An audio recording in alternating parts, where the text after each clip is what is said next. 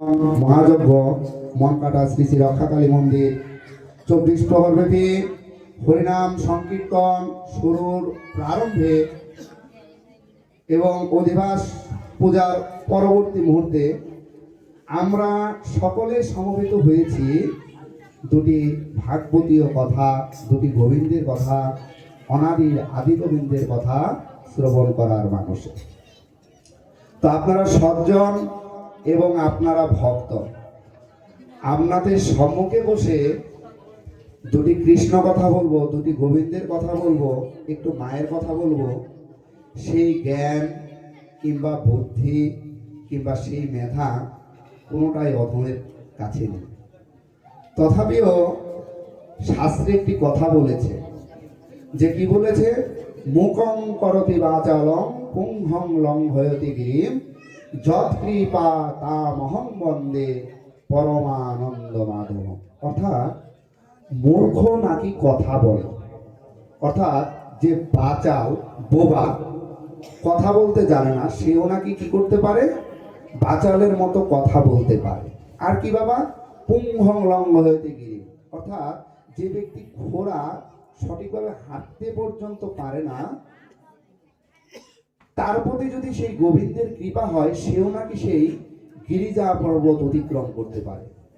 তো যৎকৃপা তামহং বন্দে পরমানন্দ মাধব। যদি অনাদির আদি গোবিন্দের কৃপা এই অধম দাসের দিকে পড়ে, আপনাদের মতো সাধুগুরু বৈষ্ণবের কৃপা যদি এই দাসের প্রতি হয়, তাহলেই আমার পক্ষে এই ভাগবতী আসরে বসে দুটি কথা বলা সম্ভব। জয় জয় রাধা গোবিন্দ হৃদয় প্রেমানন্দে। হরি হরি বল, হরি হরি বল, হরি। তো আমরা যে শাস্ত্রটি শ্রবণ করার মানসে এখানে সকলে সমবেত হয়েছি, সেই শাস্ত্রটার নাম কি আমরা জানি। সেই শাস্ত্রটার নাম হচ্ছে কি ভাগবত শাস্ত্র। কিন্তু ভাগবতের সংজ্ঞা দিতে গিয়ে ভাগবত পরিচয় দিচ্ছে যে এক ভাগবত হয় ভাগবত শাস্ত্র, আর এক ভাগবত হয় ভক্তি রসের পাত্র। এক ভাগবত হয় ভাগবত শাস্ত্র, আরেক ভাগবত হয় আমার ভক্তি রসের পাত্র। অর্থাৎ এই ভাগবত এত যে রস, এত যে সমতর রস, এই রস যদি রসিক ভক্ত আমরা না হতে পারি না, ভাবুক ভক্ত যদি আমরা না হতে পারি, তাহলে এইখান থেকে বাবা আমরা কোনো কিছু নিয়ে যেতে পারবো না। এক কর্ণ দিয়ে প্রবেশ করাবো, আর এক কর্ণ দিয়ে কি হবে, চলে যাবে। তো ভাবুক ভক্ত হতে হবে। ভাগবত তার পরিচয় দিতে গিয়ে বলছে যে নিগম কল্পতরুর গলিতং ফলম, অর্থাৎ বেদরূপী যে নিগম, অর্থাৎ বেদরূপী যে বৃক্ষ, কল্প বৃক্ষ, সেই কল্প বৃক্ষের সুপক্ষ গলিত ফল হচ্ছে হলো ভাগবত শাস্ত্র। অর্থাৎ সমস্ত বেদের যে সারতত্ত্ব, সমস্ত বেদের যে সারবস্তু, আমাদের সেই কলিহত জীবের উদ্ধারের নিমিত্তক, সেটি কি ভাগবত আকারে 18,000 শ্লোকে খুব ছোট্ট পরিসরে এসেছে। কারণ বেদের পারিধি তো বিশাল, 4টি বেদ, ঋগ্বেদ, সামবেদ, যজুর্বেদ, অথর্ববেদ। আবার এই বেদের অন্তর্গত আছে বেদের ব্রাহ্মণ ভাগ, বেদের আরণ্যক ভাগ, বেদের উপনিষদ ভাগ, ইত্যাদি ইত্যাদি ইত্যাদি। এখন আমাদের যেহেতু কলির জীব, আমরা প্রত্যেকেই কি ভোগাসক্ত জীব। আমাদের মনের ভিতরে কি আছে বাবা, আমাদের মনের ভিতরে কামনা, বাসনা, লোভ, অর্থাৎ ষড়রিপুর যে তাড়না, এই তাড়নাতেই আমরা তাড়িত হয়ে কি করি, এই চরাচর জগতে বিচরণ করি বেড়াই। এই চরাচর জগতে বিচরণ করে বেড়াই। তো সুতরাং আমাদের এত সময় নাই, আমাদের এত সেই সুযোগ নাই, আমাদের সেই সময় কিংবা সুযোগ নেই যে আমরা একটু কি করব, ধর্মগ্রন্থ বা শাস্ত্র গ্রন্থের চর্চা করব। কিন্তু আমাদের তো বাবা উদ্ধার পেতে হবে, তাই তো? তো এই উদ্ধার পাওয়ার জন্যই কি আমাদের এই হচ্ছে ভাগবত শাস্ত্র। এই উদ্ধারের মূল চাবিকাঠি হচ্ছে আমাদের এই ভাগবত শাস্ত্র। তো আজকে আমরা একটি দুর্লভ মুহূর্তে এখানে এসে উপবেশন করেছি দুটি ভাগবতীয় কথা শ্রবণ করার মানসে। তো কেন বললাম যে দুর্লভ? তো শাস্ত্র বলছে যে দুর্লভৈব কথা লোকে শ্রীমদ ভাগবত ভব কোটি জন্ম সমুত্থেন পুণ্য নৈব তলভ্যতে। পদ্মপুরাণ উত্তরখণ্ড 195তম অধ্যায়ের 48তম শ্লোক। যে দুর্লভৈব কথা লোকে, অর্থাৎ এই ত্রিজগতে, এই বিশ্ব ব্রহ্মাণ্ডে ভাগবতের কথা এতই দুর্লভ, এতই দুর্লভ, এতই দুর্লভ যে কোটি জন্মে যদি আমার সঞ্চিত কিছু পুণ্য থাকে, যদি কিছু পুণ্য আমরা সঞ্চয় করে রাখতে পারি, তাহলে আমার একজন ব্যক্তির পক্ষে সম্ভব এই ভাগবতীয় আসরে বসে দুটি ভাগবতীয় কথা শ্রবণ করা। একজন ব্যক্তি চাইলেই ভাগবতীয় আসরে আসতে পারেন না। এই গ্রামে অনেক মানুষ আছে, যতটুকু শুনেছি এই গ্রামের ভিতরে আপনারা কতজন? 250 ঘর হিন্দু, এরকম নাকি, বা তার থেকে কিছু বেশি। তো প্রত্যেক ফ্যামিলির থেকেও যদি 3 জন করে আসেন তাহলে এখানে কতগুলো লোক হওয়ার কথা? Minimum 500 plus. 500 লোক কি আমরা এখানে উপস্থিত আছি? আমরা 500 লোক এখানে উপস্থিত নাই। এই উপস্থিত না থাকার পিছনে কিন্তু যথেষ্ট কারণ আছে। দেখেন, আমাদের সনাতন ধর্মগ্রন্থ হচ্ছে এমন একটি ধর্ম, অর্থাৎ পূর্বে কি হয়েছে, বর্তমানে কি হচ্ছে এবং ভবিষ্যতে কি হবে, সবকিছুর কিন্তু ভবিষ্যৎবাণী আমাদের সনাতন শাস্ত্রে দিয়ে গিয়েছে। সনাতন ধর্মের শাস্ত্র চতুর্দশ। আমরা ওয়ান বুক ওয়ান রিলিজিয়ন, আমরা কিন্তু এই মতবাদে বিশ্বাসী নই। আমরা বেদ মানি, আমরা উপনিষদ মানি, আমরা ভাগবত মানি, আমরা গীতা মানি, আমরা বিভিন্ন পুরাণাদি মানি, আমরা স্মৃতি শাস্ত্রাদি মানি, আমরা উপনিষদও মানি। অর্থাৎ আমাদের মুনি ঋষি প্রদত্ত যে ধর্মীয় পুস্তকগুলো আছে, সমস্ত পুস্তকের যে বিধিবিধান, সমস্ত বিধিবিধানই কিন্তু আমরা মানি। কেউ জেনে মানি, কেউ না জেনে মানি, কিন্তু আমরা মানি। কেউ আমরা বলতে পারবো না যে আমরা মানি না, কেননা আপনি যে কর্মটাই করেন না কেন, সেই কর্মটা হয়তো বা কি আপনি পরম্পরাগতভাবে পেয়ে আসছেন, যে কি আমার বাবা করেছে, আমার মা করেছে, আমার এখন আমি করছি, আমার ভবিষ্যতে আমার সন্তান করবে, কিন্তু এটা কিন্তু শাস্ত্রে লিপিবদ্ধ আছে। তো তদ্রূপ শাস্ত্রে বলছে যে দুর্লভৈব কথা লোকে শ্রীমদ ভাগবত ভবম কোটি জন্ম সমুত্থেন পুণ্য নৈব তলভ্যতে। যে কোটি কোটি জন্মের যদি অর্জিত কিছু সঞ্চয় থাকে, কিছু যদি পুণ্য থাকে, তাহলেই একজন ব্যক্তি এই ভাগবতীয় আসরে এসে দুটি ভাগবতীয় কথা শ্রবণ করতে পারে। জয় জয় ভাগবত প্রেমানন্দে। হরি হরি বল, হরি হরি বল, বল হরি। তো সুতরাং আমরা ভাগ্যবান, আমাদের পূর্বজন্মের কিছু কিঞ্চিত সঞ্চয় আছে বিধায় আমরা কি করেছি, পরিবার পরিজন, আত্মীয় স্বজন, সন্তান সন্ততি সবাইকে রেখে এসে একটু অল্প সময়ের জন্য হলেও এই ভাগবতীয় আসরে উপবেশন করে দুটি ভাগবতীয় কথা শ্রবণ করতে পারছি। এই যে এখানে এসে আমরা নির্দিষ্ট সময় আছি, এসে বসেছি না, এখানে কিন্তু বাবা একটু অল্প সময়ের জন্য হলো আমাদের পিছু টান নেই। এই সময় কিন্তু পরিবারের কথা আমার কারো মনে পড়ছে না। কারো মনে পড়ছে? সন্তানের কথা মনে পড়ছে? কালকে কখন দোকান খুলতে হবে সেটা মনে পড়ছে? মনে কিন্তু বাবা পড়ছে না। অর্থাৎ অল্প সময়ের জন্য হলেও আমরা এই ভাগবতীয় আসরে এসে দুটি ভাগবতীয় কথা শ্রবণ করতে পারছি। সুতরাং এতে সন্দেহ নাই যে আমরা পুণ্যার্থী। তো এই ভাগবতীয় আসরে আসলে দুটি জিনিস হয়।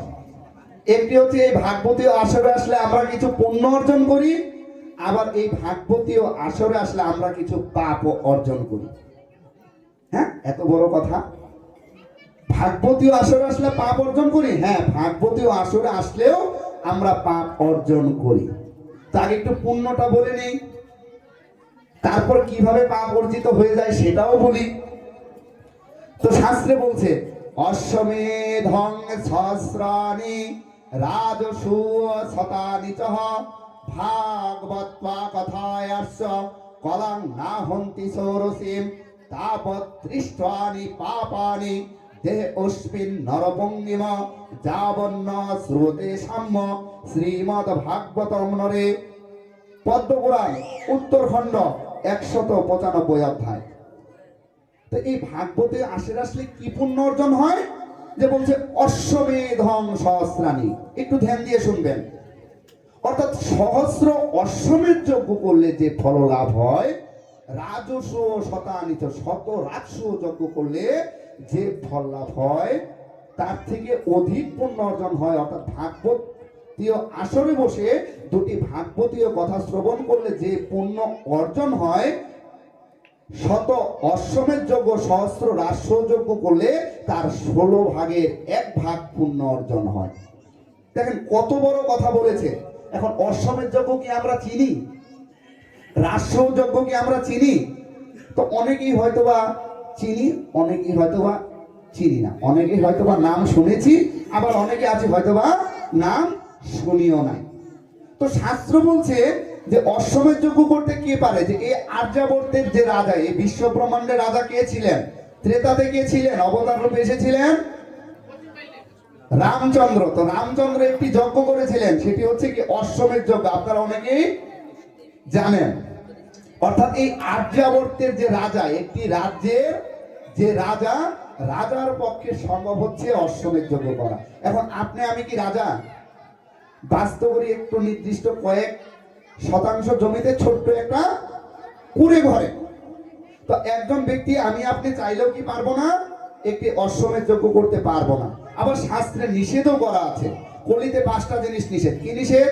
অশ্বমেধং বাবালম্বম সন্ন্যাসং ফলপত্রিকম দেবরেণ শতৎপত্রেণ কৌল পঞ্চ বিবর্জয়েৎ। ব্রহ্মবৈবর্ত পুরাণ বলছে যে কলিযুগে অশ্বমেধ যজ্ঞ নিষেধ, গোমেধ যজ্ঞ নিষেধ, কিন্তু তার থেকে আমরা অধিক পুণ্য অর্জন করতে পারি, তার থেকে 16 গুণ পুণ্য অর্জন করতে পারি এই ভাগবতীয় আসরে বসে দুটি ভাগবতীয় কথা শ্রবণের মাধ্যমে। তো আর কি? তাবৎ তৃষ্টানি পাপানি দেহে অস্মিন নরপঙ্গিম যাবন্ন স্রোতে সাম্য শ্রীমদ ভাগবতং নর। অর্থাৎ যে ব্যক্তি তার কর্ণকুহরে ভাগবতের, অর্থাৎ যার কর্ণকুহরে এখন পর্যন্ত ভাগবতের কথাই প্রবেশ করে নাই, অর্থাৎ যে ব্যক্তি কখনো কি ভাগবতের কথা শ্রবণ করতে পারে না, ততক্ষণ পর্যন্ত তার দেহে সমস্ত পাপই বিদ্যমান থাকে। তো আমরা ভাগবতীয় আসরে এসে দুটি ভাগবতীয় কথা শ্রবণ করতে পারছি, তার মানে এটা আমরা নিশ্চিত যে আমাদের ভিতরে নিশ্চয়ই কিছু সঞ্চিত পুণ্য আছে। তাহলে তো অনেক লোক হওয়ার কথা ছিল, চাইলে কি সবাই আসতে পারছে? কেউ জরাতে আসতে পারে নাই, কেউ ব্যাধিতে আসতে পারে নাই, কারো পারিবারিক সমস্যা, কারো এই সমস্যা, অর্থাৎ বিভিন্ন সমস্যার কারণেই তো আসে নাই। তো যারা সমস্যার সম্মুখীন হন নাই, যাদের গোবিন্দের প্রতি সেই টানটা কাজ করেছে যে হ্যাঁ আমাদের গ্রামে একটি উৎসব হয়, আমরা সেই উৎসবে গিয়ে বসে দুটি ভাগবতীয় কথা আমরা শ্রবণ করব, তার মানে গোবিন্দের প্রতি আমাদের প্রেম আছে। গোবিন্দের প্রতি আমাদের প্রেম আছে, তদ্রূপ গোবিন্দেরও আমাদের প্রতি প্রেম আছে, এতেও কোনো সন্দেহ নাই। কেননা ভগবান নারদকে বলছে, এটা অত্যন্ত প্রসিদ্ধ শ্লোক, এটা আপনারা অনেকেই জানেন, যে বলছে যে নাহং তৃষ্ণামি বৈকুণ্ঠে যোগী নাম হৃদয়ে চ মদ ভক্তা যত্র গায়ন্তি তত্র তৃষ্ণামি নারদ। হে নারদ, আমি যোগীদের হৃদয়ে থাকি না। আমি কোথায় থাকি? আমি বৈকুণ্ঠেও থাকি না, আমি কোথায় থাকি? অর্থাৎ আমার ভক্তগণ যেখানে আমার নাম সংকীর্তন করে, আমার গুণ সংকীর্তন করে, আমার কথা আলোচনা করে, আমার কথা একে অপরের মাঝে ভাগাভাগি করে নেয়, আমি রাধারানী সহিত সেখানেই অবস্থান করি। জয় জয় রাধা গোবিন্দ প্রেমানন্দে হরে হরে বল হরে হরে বল হরে। অর্থাৎ ভগবান কখন কিভাবে এসে আমাদের মাঝে আছেন এটা আমরা কেউই কিন্তু উপলব্ধি করতে পারি না, কিন্তু ভগবান আছেন এটাতে কোনো সন্দেহ নাই। কেননা ভগবান প্রতিশ্রুতি দিয়েছেন। আপনি আমি প্রতিশ্রুতি দিয়ে কি করতে পারি? সেই প্রতিশ্রুতি ভঙ্গ করতে পারি, কিন্তু ভগবানের প্রতিশ্রুতি কিন্তু বাবা মিথ্যে নয়। তো ভগবান প্রতিশ্রুতি দিয়েছেন যে আমার ভক্তগণ যেখানে আমার গান করে, আমার নাম সংকীর্তন করে, হে নারদ আমি সেখানে অবস্থান করি। তো সুতরাং এই ভাগবতীয় আসর থেকে পুণ্য অর্জনের কোনো শেষ নাই। কেননা আমরা জানি যে কি একবার কৃষ্ণ নামে যত পাপ হরে, জীবের সাধ্য কি তত পাপ হরে। অর্থাৎ পুণ্যের শেষ নাই। কিন্তু ওই যে কিছুক্ষণ আগে বললাম যে কথা আবার পাপ অর্জন করি, হ্যাঁ আমরা পাপ অর্জন করি। দেখেন ভগবানের যে সেবা, ভগবানের যে আরাধনা, ভগবানের আরাধনা এবং সেবা করতে গেলে কিছু অপরাধ আছে। তো বৈষ্ণব মহাজনগণ সেটিকে বলেছেন কি নাম অপরাধ, আরেকটি বলেছেন কি সেবা অপরাধ। তো নাম অপরাধ কয়টি? 10বিধ নাম অপরাধ। তো আরেকটি অপরাধ কি 32 প্রকার সেবা অপরাধ। এখন অপরাধ যুক্ত হয়ে যদি নাম করি, অপরাধ যুক্ত হয়ে যদি আমরা ভজন করি, তাহলে কি সেই ভজন কাজে লাগবে? কাজ হবে? কাজ হবে না। তো এই কারণে আবার বলছে যে যদি কোটি জন্ম করে নাম সংকীর্তন, তবু নাপাই দেখা ব্রজের নন্দন। তো দুটি কথা খুব বিপরীত ধর্মী হয়ে গেল না? দুটি কথা বিপরীত ধর্মী হয়ে গেল কিনা? তো অর্থাৎ অপরাধ শূন্য হয়ে যদি নাম করতে পারি, তাহলে কি হবে? গোবিন্দের কৃপা প্রাপ্তি পাবো। আর যদি অপরাধ যুক্ত হয়ে নাম করি, তাহলে যতই নাম করি না কেন সেই নাম গোবিন্দে পর্যন্ত পৌঁছাবে না। এখন বললাম ভাগবতীয় আসরে আসলে অপরাধটা কি? তো দেখেন আমাদের শাস্ত্র বলছে হচ্ছে বৃহৎ নারদীয় পুরাণের প্রথম অধ্যায়ের 75তম শ্লোকে বলছে যে যো নর সৎ কথা মধ্যে অন্নং বদতি পাতকি স্বজাতি নরকং ঘোরং যাবৎ চন্দ্র তারকম। অর্থাৎ এই ভাগবতীয় আসরে আসলাম ঠিকই, কিন্তু কি করলাম না, ভাগবতের কথায় মনোযোগ না দিয়ে একে অপরের সাথে বাক্যালাপে মত্ত থাকলাম। তাহলে হবে? একে অপরের সাথে বাক্যালাপে মত্ত থাকলাম, তাহলে বাবা অপরাধ হবে। তো শাস্ত্র বলছে তাহলে কি হয় যে স্বজাতি নরকং ঘোরং যাবৎ চন্দ্র তারকম। অর্থাৎ যে বা যাহারা এই সৎ কথার আসরে বসে কি করবে? অন্য বাক্যালাপ করবে, এই সৎ কথার আসরকে বিঘ্ন ঘটাবে, অর্থাৎ ভগবানের কথায় বাধার সৃষ্টি করবে, তাদের কি হবে? তারা নরকে যাবে। এবং কতদিন পর্যন্ত থাকবে? যাবৎকাল চন্দ্র সূর্য বিরাজমান থাকে।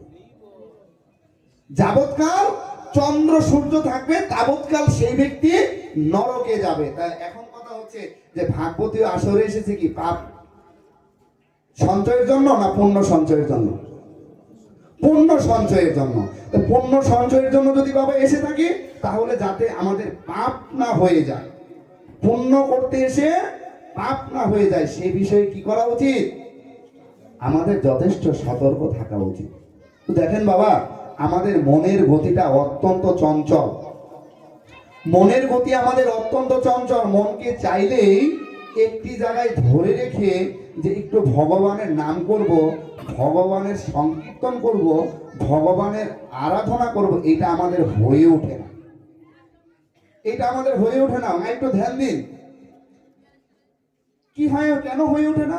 যে মনের গতি এত চঞ্চল যে পরিবার, পরিজন, আত্মীয় স্বজন, কামনা, বাসনা ইত্যাদি ইত্যাদি ইত্যাদি নিয়েই আমরা ব্যস্ত থাকি। যে একটু যে ভগবানের পথে জীবন ব্যয় করব, ভগবানের আরাধনায় যে একটু সময় অতিবাহিত করব, সেই সময়টা আমাদের অনেকেরই হয় না। কেন? এই মনের কারণে। তো এটা যে শুধু আমাদের হয় বাবা, বিষয়টা কিন্তু এমন না। এটা অর্জুনের ক্ষেত্রেও হয়েছিল। তো অর্জুন কিন্তু বাবা আপনার আমার মতো যেন তেন বৈষ্ণব নহে। অর্জুন কি আপনার আমার মতো যেন তেন বৈষ্ণব? আপনার আমার মতো যেন তেন বৈষ্ণব নয়। তো অর্জুন ভগবানকে বলছে যে চঞ্চলং হি মন কৃষ্ণ প্রমাথই বলবদ্দৃঢ় তস্য হং নিগ্রহং মন্যে বায়ুরেব সুদুষ্কিরম। গীতা। যে হে ভগবান, মনের গতি তো অত্যন্ত চঞ্চল। মনকে চাইলে একটি জায়গায় ধরে রাখা যায় না।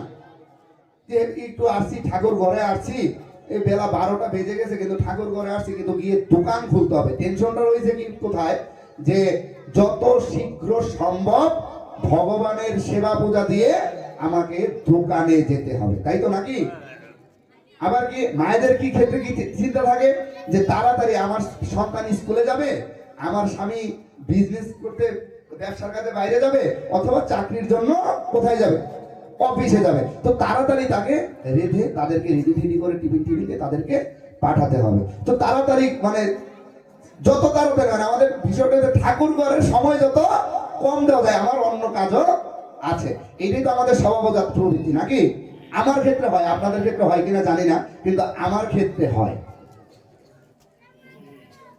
তো এই কারণেই অর্জুন বলছে যে ভগবান মনের গতি তো অত্যন্ত চঞ্চল, মনকে চাইলেই তো ধরে রাখা যায় না। বায়ুকে যেমন একটি জায়গায় আবদ্ধ রাখা যায় না, তদ্রূপ মনকেও একটি জায়গায় আবদ্ধ রেখে যে আমরা ভগবানের নাম করব, ভগবানের সংকীর্তন করব, ভগবানের আরাধনা করব, সেটি আমাদের হয়ে ওঠে না। তো তখন অর্জুনকে ভগবান বলছে, হ্যাঁ তুমি ঠিক বলেছ, মনের গতি অত্যন্ত চঞ্চল, মনকে চাইলে একটি জায়গায় ধরে রাখা যায় না, কিন্তু এটা অসম্ভব নয়। যেমন মনের গতি চঞ্চল কিভাবে, যেমন আপনারা এখানে যারা আছেন তারা একটু কল্পনা করুন তো, যে এই নিমসার বাজার থেকে এশিয়া লাইনে উঠেছেন, আপনারা ঢাকা যাচ্ছেন, দাউদকান্দি ব্রিজের আগে যে একটা টোল আছে আপনাদের, না, ওই টোলের জামে আটকে আছেন। কল্পনা থেকে সেটি ভাবছে, কল্পনা করতে পারছেন কি আপনারা? সেটা পারছেন না। কেন? ঢাকা যাচ্ছেন, দাউদকান্দি টোলে জাম বাজে না, কখনো যাই নাই, তা আপনি জামে আটকে আছেন, সেটা কি কল্পনা থেকে? দাউদকান্দি পর্যন্ত যাওয়া কি কোনো আহামরি কিছু? অর্থাৎ মন তখন কিন্তু চট করেই চলে গেছে কোথায়? ঢাকার উদ্দেশ্যে। অর্থাৎ এশিয়া লাইনের যে বাসটা, বাসের ছবিটাও কিন্তু অনেকের চোখে ভেসে উঠেছে। এখন কিন্তু মন এই ভগবানে নাই, মন কোথায় চলে গেছে? Asia line. তো মনের গতি অত্যন্ত চঞ্চল, কিন্তু ভগবান বলছে, হ্যাঁ অর্জুন, মনের গতি চঞ্চল, কিন্তু এটি অসম্ভব কিছু নয়। কেন? অভ্যাস এনে তো পন্থী হয়। অর্থাৎ অভ্যাস করলে পরে যদি ভগবানের নামে যদি অভ্যাস করতে পারো, একটু একটু করে যদি ভগবানের নামের দিকে অগ্রসর হতে পারো, তাহলে কি, তাহলে কি হবে? হৃদয়ে ভগবত প্রেম জাগবে, হৃদয়ে ভগবত প্রেম জাগবে। আর ভগবত প্রেম জাগলেই কি, আর বেশি দেরি নাই যে ভগবানের কৃপা, ভগবানের করুণা আমাদের কাছে আছে। বেশি দেরি নাই যে ভগবানের কৃপা, ভগবানের করুণা আমাদের উপর আছে। প্রমাণ কোথায়? প্রমাণ এই ভাগবত শাস্ত্রে আছে। যে কি বলছে? পিবন্তি যে ভাগবত আত্মনম সুতম কথামৃতম শ্রবণ পুটেষু সম্ভূতম পুনন্তিতে বিষয় বিদূষিত নাশং তরন্তিতে তচ্চরুর হান্তিগম। ভাগবতের দ্বিতীয় স্কন্ধের দ্বিতীয় অধ্যায়ে 37তম শ্লোক কি বলছে? পুনন্তি যে ভাগবত আত্মনম সুতম কথামৃতম শ্রবণ পুটেষু সম্ভূতম। ধরেন এখানে এক বোতল জল আছে, এখানে কে দিয়েছে? কমিটির থেকে আমাকে দেওয়া হয়েছে। কেন দেওয়া হয়েছে? যে পাঠক মহাশয় 1 ঘন্টা 1.5 ঘন্টা বা 2 ঘন্টা যাবত প্রবচন করবে। প্রবচন করতে গিয়ে যদি তার গলা শুকায় যায়, তাহলে জলের মাধ্যমে সে কি করবে? একটু গলাটা ভিজিয়ে আবার আমাদেরকে ভাগবতীয় কথা শ্রবণ করাবে। এখন এই যে জল, এই জলটা যদি খেতে হয়, আমাকে কিভাবে খেতে হবে? মুখটা খুলতে হবে, মুখে ঠেকিয়ে খেতে হবে, তাই না? তাই তো বিষয়টা নাকি? কিন্তু এখানেই ভাগবতকার চমৎকার ভাবে বলছে যে ভাগবতীয় কথা কি করতে হয়? পান করতে হয় কিভাবে? কর্ণের মাধ্যমে। পিবন্তি যে ভাগবত আত্মনম সুতম কথামৃতম শ্রবণ পুটেষু সম্ভূতম। অর্থাৎ ভাগবত রূপী যখন কথাযজ্ঞ চলবে, তখন কর্ণ থাকবে খোলা আর মুখ বন্ধ। কর্ণ খোলা, মুখ বন্ধ। অর্থাৎ ভাগবত রূপী অমৃত যদি আপনাকে পান করতে হয়, তাহলে আপনার কর্ণের মাধ্যমে আপনাকে পান করতে হবে। আর কি বললো?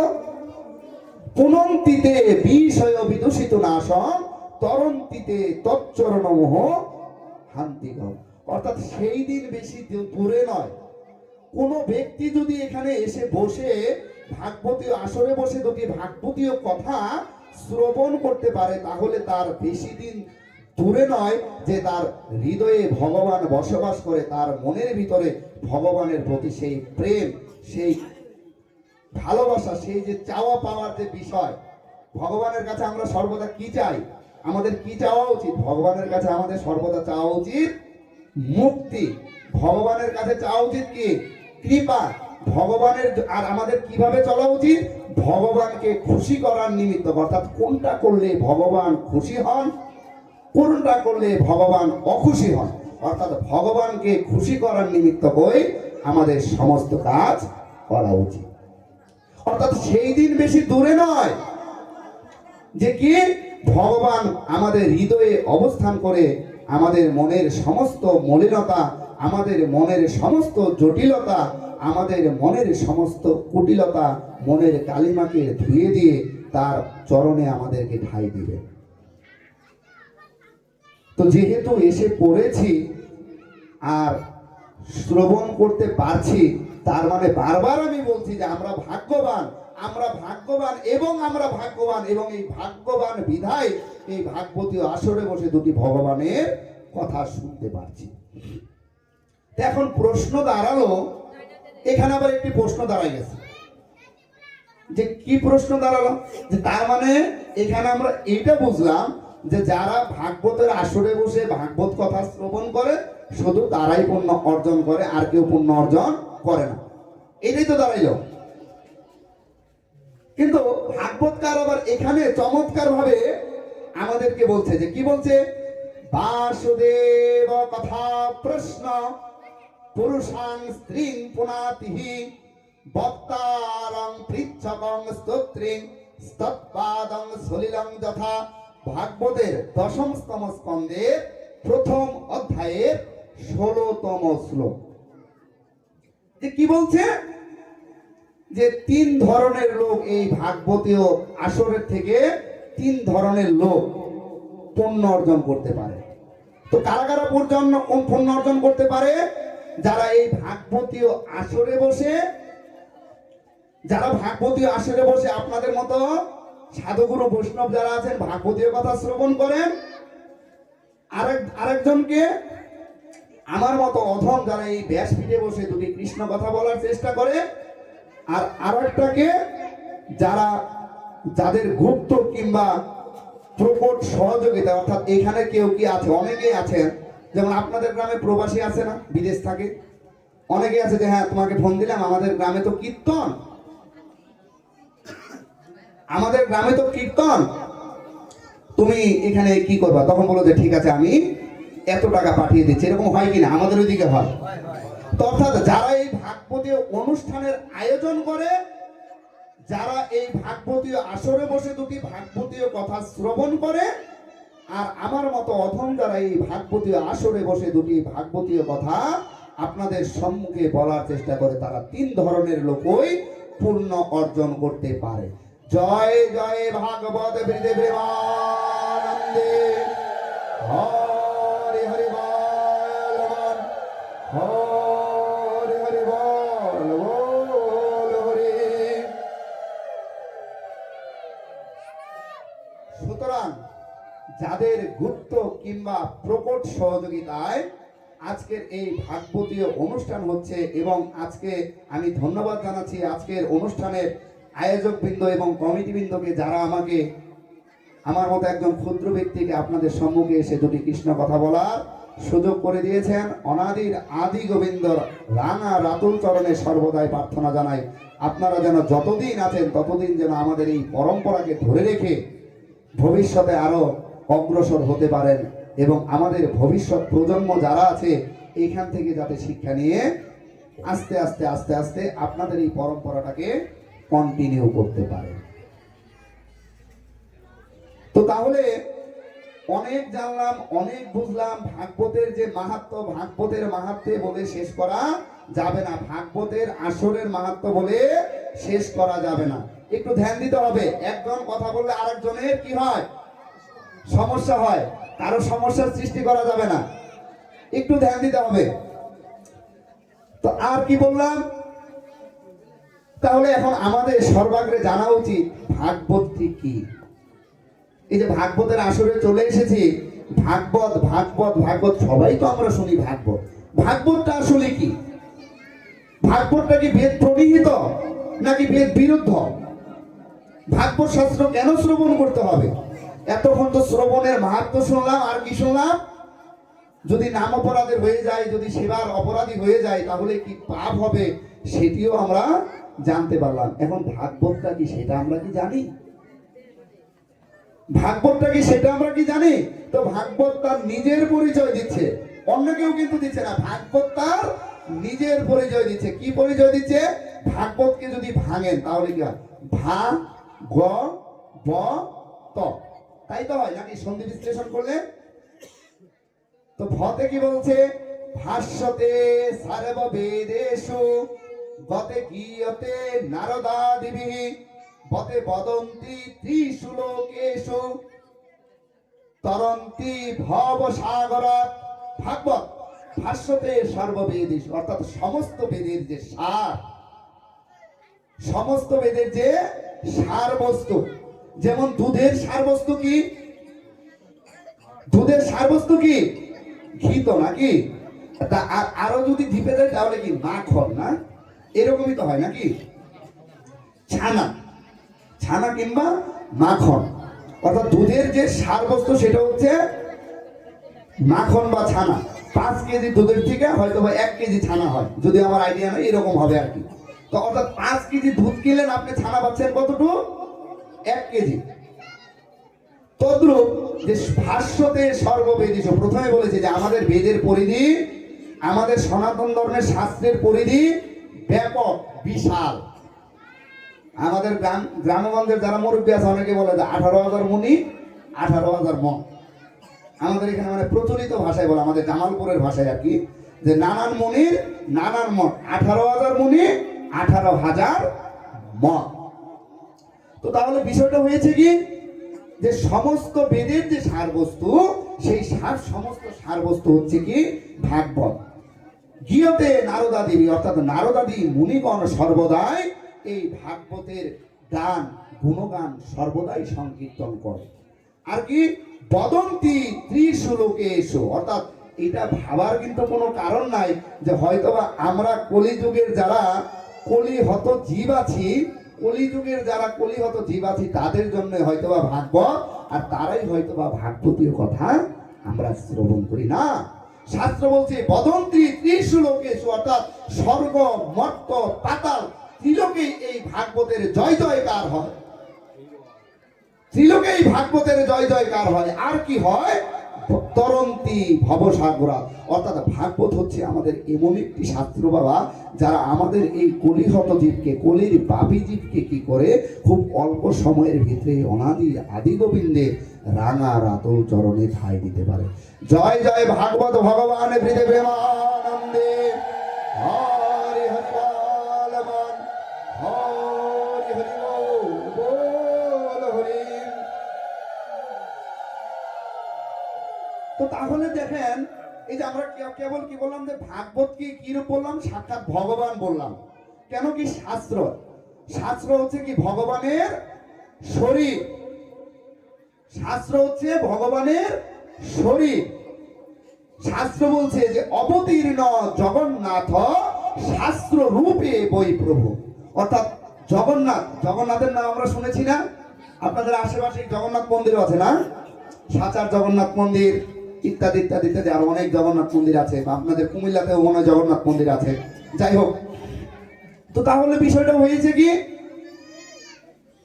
তাহলে বিষয়টা হয়েছে কি? বলছে যে অবতীর্ণ জগন্নাথ শাস্ত্র রূপে বৈভব, অর্থাৎ ভগবান সাক্ষাৎ কি? শাস্ত্র রূপে অবতীর্ণ হয়েছেন, অর্থাৎ শাস্ত্র এবং ভগবান এক। আমরা সাধন জগতে বলি না যে নাম এবং নামই অভেদ? নাম এবং নামিতে কি কোনো ভেদ আছে বাবা? নাম নামিতে যত্র ভেদ নাই, ভগবান এবং ভগবান কথিত শাস্ত্রতেও কোনো ভেদ নাই। তবে শাস্ত্রের বিধি মানতে হবে, শাস্ত্রের ব্যবস্থা মানতে হবে, শাস্ত্র কি বলেছে সেটি মানতে হবে। শাস্ত্র মেনে ধর্ম করতে হবে। ধর্মটা কোনো আবেগের জায়গা নয় আমাদের, কেননা ভগবান শ্রীকৃষ্ণ গীতায় বলেছে, কি বলছে, যো শাস্ত্র বিধি মৎসৃজ্য বর্ততে কাম কামারতঃ ন স সিদ্ধিং মাবাপ্নোতি ন সুখম ন পরাম গতিম তস্মাৎ শাস্ত্র প্রমাণন্তে কার্যা কার্য ব্যবস্থিত জ্ঞাতা শাস্ত্র বিধানোক্ত কর্ম কর্তব্য। হে অর্জুন, তুমি কর্তব্য এবং অকর্তব্য যে কর্মটাই করো না কেন, তার একমাত্র প্রমাণ হচ্ছে শাস্ত্র। শাস্ত্রের পরিপন্থী হয়ে মনের ভাব আবেগে ভাবান্বিত হয়ে অনেক ধর্ম করলাম, অনেক নাম সংকীর্তন করলাম, অনেক দান দক্ষিণা করলাম, কিন্তু শাস্ত্র বিরোধী বিভিন্ন অপকর্মে লিপ্ত থাকলাম, অবৈধ কাজ করলাম, অবৈধ ব্যবসা করলাম, অনেক কিছু করলাম, কিন্তু করার পরে সে কি করলাম, একটু ভগবানের চরণে লক্ষ লক্ষ টাকা দান দক্ষিণা করলাম, কাজ হবে? কাজ হবে না। কেন? শাস্ত্র বলেছে তোমাকে সৎকর্ম করার জন্য। এখন যদি তুমি অসৎকর্ম করে লক্ষ লক্ষ টাকা যদি ভগবানের চরণে ভগবানের জন্য দানাদি কর্ম করো, তাহলে সেই দান কি তোমার কাজে লাগবে? কাজে লাগবে না। তো ভগবান বলছে যে কর্তব্য এবং অকর্তব্য আমরা যে কর্মটাই করি না কেন, সে একমাত্র প্রমাণ হচ্ছে শাস্ত্র। তো এই শাস্ত্রবিধি উল্লঙ্ঘন পূর্বক যদি আমরা কোনো কর্ম করি, তাহলে কি হয়? ভগবান বলছে যে নশ সিদ্ধিং মাবাপ্নোতি ন সুখম ন পরাম গতি। ইহজন্মে তো সুখ লাভ হয় না, দেহান্তরে পরম গতিও আমরা প্রাপ্ত হতে পারবো না। তো সুতরাং শাস্ত্রবিধি মেনে কাজ করতে হবে, অর্থাৎ শাস্ত্রের প্রতি সেই শ্রদ্ধা, সেই বিশ্বাস আমাদের রাখতে হবে, তাহলেই ধর্ম হবে। আর ধর্মের মূল কি? ধর্মের মূল হচ্ছে বেদ। বেদ অখিল ধর্ম মূল। আমাদের ভাগবত বলছে যে বেদ প্রণীহিত ধর্ম অধর্মস্তু বিপর্যয় বেদ নারায়ণ সাক্ষাৎ স্বয়ম্ভূরিতি সুশ্রম। অর্থাৎ বেদ, যে বেদটি হচ্ছে সাক্ষাৎ নারায়ণ। বেদ কি? সাক্ষাৎ নারায়ণ। তো সুতরাং আমাদের শাস্ত্রবিধি মেনেই আমাদের কর্ম করতে হবে, ভগবানের আরাধনা করতে হবে, ভগবানের নাম সংকীর্তন করতে হবে। কেন নাম সংকীর্তন করতে হবে? না করলে হবে না আমি বলি নাই, শাস্ত্র বলছে না করলে হবে না। আপনিও ভগবানকে কথা দিয়ে এসেছেন যে না, না করলে হবে না। হ্যাঁ, আমি ভগবানকে কথা দিয়ে এসেছি। হ্যাঁ, আমিও ভগবানকে কথা দিয়ে এসেছি। যখন আমরা মাতৃ জঠরে শায়িত ছিলাম, একটু ধ্যান দিন, অত্যন্ত মার্মিক কথা। আমরা ভগবানকে কথা দিয়ে এসেছি, অর্থাৎ যখন আমরা মাতৃ জঠরে শায়িত ছিলাম, প্রত্যেকেই তো মায়ের গর্ভে থেকে এসেছি, তাই না? মাতৃ জঠর ব্যতীত আমরা কি কেউই এই লোকে এসেছি, আসতে পেরেছি? আমাদের পক্ষে আসা সম্ভব হয়েছে? আসা সম্ভব হয়নি। তো তাহলে তখন যখন আমরা মাতৃগর্ভে ছিলাম, তখন আমাদের সাথে ভগবানের বাক্যালাপ হচ্ছে। প্রমাণ কোথায় পাবেন? প্রমাণ পাবেন গর্ভ উপনিষদে। আমাদের সনাতন শাস্ত্রে মোট উপনিষদের সংখ্যা হচ্ছে 108। মুক্তিক উপনিষদ অনুসারে উপনিষদের সংখ্যা হচ্ছে 108। এগুলো হচ্ছে শ্রুতি পর্যায়ে, অর্থাৎ বেদ পর্যায়ে। তো সাক্ষাৎ বেদ বলছে আমরা যখন মাতৃ জঠরে শায়িত ছিলাম, তখন ভগবানের সাথে আমাদের কথা হচ্ছে। কি কথা হচ্ছে? পূর্বজনি সহস্রাণি দৃষ্টবা চৈব ততো ময়া আহারা বিবিধা ভোক্তা পিত্বা নানা বিতস্তনঃ জাতশ্চৈবা মৃতশ্চৈবা জন্মচৈবা পুনঃ পুনঃ জন্মনা পর্জনা স্বাত্রে কৃতং কর্ম শুভাশুভম একাকী তেন দজ্জেয়ং গতাস্তে ফলভোগিনা যদি জন্য প্রমোৎস্বামী ধ্যায়েদ ব্রহ্ম সনাতনঃ। গর্ভোপনিষদের 4 নম্বর মন্ত্র থেকে শুরু হলো। তো যখন আমরা মাতৃ জঠরে শায়িত, দেখেন আমি পূর্বে বলেছি, এখনো বলি, আমরা এমন ধর্ম বিলংস করি না যে ওয়ান বুক ওয়ান রিলিজিয়ন। আমাদের অনেক শাস্ত্র, এবং যা পূর্বে ছিল, যা বর্তমানে আছে এবং যা ভবিষ্যতে থাকবে, সেটি হচ্ছে সনাতন। আমাদের কোনো কিছুর প্রয়োজন, আমাদের অন্য কোথাও যাওয়ার প্রয়োজন নাই। আমাদের মুনি ঋষি যারা আছেন তারা পূর্বেই লিপিবদ্ধ করে গেছেন। যেমন বর্তমানে আধুনিক যুগে এসে আধুনিক যুগে এসে চিকিৎসা ব্যবস্থা কি হয়েছে, অনেক উন্নতি সাধন করেছে, তাই তো? এখন যখন আমরা আমাদের মায়েরা কি হয়, গর্ভবতী হয়, তখন আল্ট্রাসোনোগ্রামের মাধ্যমে আমরা কি করতে পারি, বাচ্চা ছেলে না মেয়ে, কবে ডেলিভারি হবে, কবে কি হবে, কখন কোন মেডিসিনটা প্রয়োগ করতে হবে, বাচ্চার হার্টবিটটা কখন কত, সেটা কি আমরা আল্ট্রাসোনোগ্রাম, বিভিন্ন ইত্যাদি ইত্যাদি টেস্ট আছে, ইকোকার্ডিওগ্রাম বলে, ইত্যাদি ইত্যাদি অনেক টেস্ট আছে। এই টেস্টের মাধ্যমে আমরা এখন জানতে পারি, তাই তো? তা আগে আমরা কিভাবে জেনেছি? আমাদের মুনি ঋষিরা পূর্বে থেকেই জানতেন এবং তারা লিখে গিয়েছেন যে কত মাসে অস্থি, কত মাসে পিত্ত, কত মাসে কফ, কত মাসে মজ্জা, অর্থাৎ এই যে আমাদের যে পঞ্চভৌতিক দেহ মাতৃ জঠরে উৎপত্তি হবে বা উৎপন্ন হবে, কখন কিভাবে কত মাসে কততম দিনে কি হবে, সেটা আগেই মুনি ঋষিরা হাজার হাজার বছর পূর্বে লিপিবদ্ধ করে গিয়েছেন, লিপিবদ্ধ করে গিয়েছেন। অর্থাৎ আমাদের থেকে, আমাদের কোনো প্রয়োজন নাই কারোর থেকে ধান নিয়ে কোনো বিদ্যার প্রয়োগ করা, আমাদের থেকে আপনারা ধান নিতে পারেন। যেমন বর্তমানে আধুনিক শল্য চিকিৎসা, অর্থাৎ শল্য চিকিৎসা কি, বিভিন্ন অস্ত্রোপচার। এই অস্ত্রোপচারের জনক কে? ঋষি, আমাদের সনাতন ধর্মের ঋষিদের থেকে আসছে।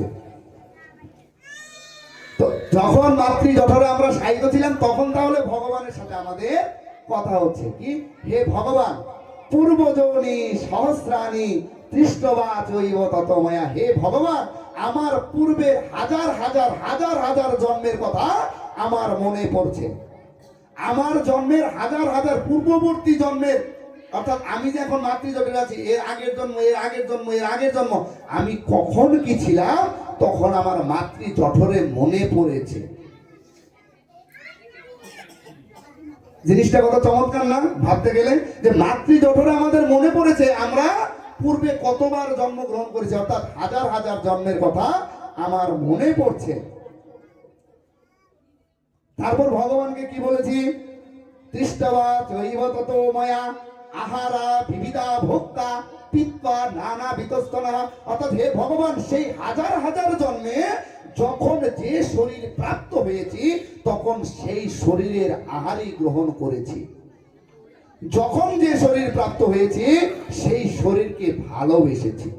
আচ্ছা, একজন ব্যক্তির কাছে, অর্থাৎ আপনি একজন এজ এ সিঙ্গেল পার্সন, আপনার কাছে আপনার সবচেয়ে প্রিয় জিনিস কি? আপনার দেহ।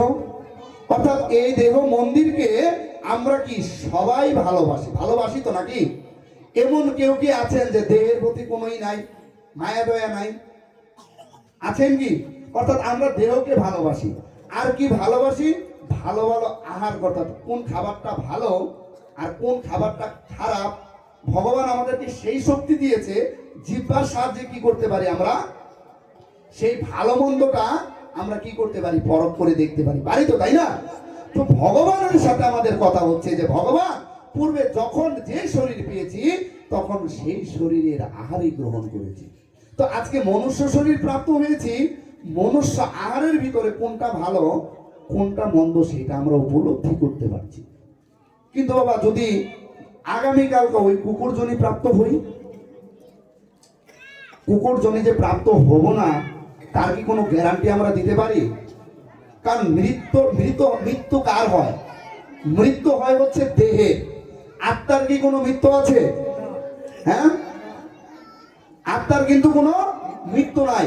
কেননা আমরা জন্মান্তরবাদে বিশ্বাসী, আমরা জন্মান্তরবাদকে বিশ্বাস করি। অর্থাৎ আমার পূর্বে জন্ম হয়েছিল, আমার বর্তমানে জন্ম হবে, আবার ভবিষ্যতেও যদি আমি কোনো দুষ্কর্ম করি তাহলে আমার আরো অধোজনী প্রাপ্ত হবে, যদি কোনো সুকর্ম করি তাহলে কি ভগবানের ওই অনাদির আদি গোবিন্দের রাঙা রাতুল চরণে আমার ঠাঁই হবে।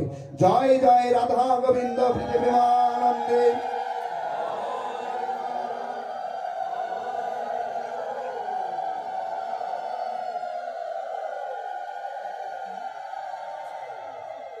তো তাহলে আমরা কেউই নিশ্চিতভাবে বলতে পারবো না যে আমাদের কোন জনি প্রাপ্ত হবে। এখন বাবা একটু কল্পনা করেন, এই যে আজকে শীত না, আজকে তো শীত, শীতের ভিতরে আমরা প্রত্যেকেই কি করে আছি, ভালো পোশাক পরে আছি, তাই তো? আবার গরমের দিনে ঘরের ভিতরে ফ্যান আবার যার যার সামর্থ্য একটু ভালো ঘরের ভিতরে আমরা এসি ব্যবহার করি, তাই তো? কেন আমরা এই দেহকে ভালোবাসি। তো বাবা, যদি কালকে আমার ওই শুকর কোলে জন্মগ্রহণ হয়, তাহলে আমার কি ভক্ষণ করতে হবে? ওই ময়লার ভাগাড়ের বিষটাটা আমার গ্রহণ করতে হবে না? আজকে তো ভালো আছি, কালকে তো কি করতে হবে? ওই ময়লার ভাগাড় থেকে আমাকে ওই বিষটা খেতে হবে। আর গত জন্মে যদি আমি ওই কৃমিরূপে জন্মগ্রহণ করে থাকি, বিষ্ঠার কৃমিরূপে যদি জন্মগ্রহণ করে থাকি, তাহলে আমার না বাস সেই কৃমিতেই। বা বর্তমানে ভাবেন, এই যে শীতের ভিতরে আছি, খুব ভালো, প্রত্যেকেই পাখি ভালোবাসি। তা আমরা তো শীতের দিনে গরম পোশাক পরে বসেছি, ঝড়ের দিনে কি করি? ঘরের ভিতরে ঢুকে যাই। পাখি কি সেটা পারে? আজকে যদি পক্ষী বলে জন্মগ্রহণ করত, অনেকেই ভাবি পাখি অনেক মুক্ত স্বাধীন ঘুরে গাড়ে খায়, তার মনের কোনো কষ্ট নাই। আমরা ভাবি তো, তাই না?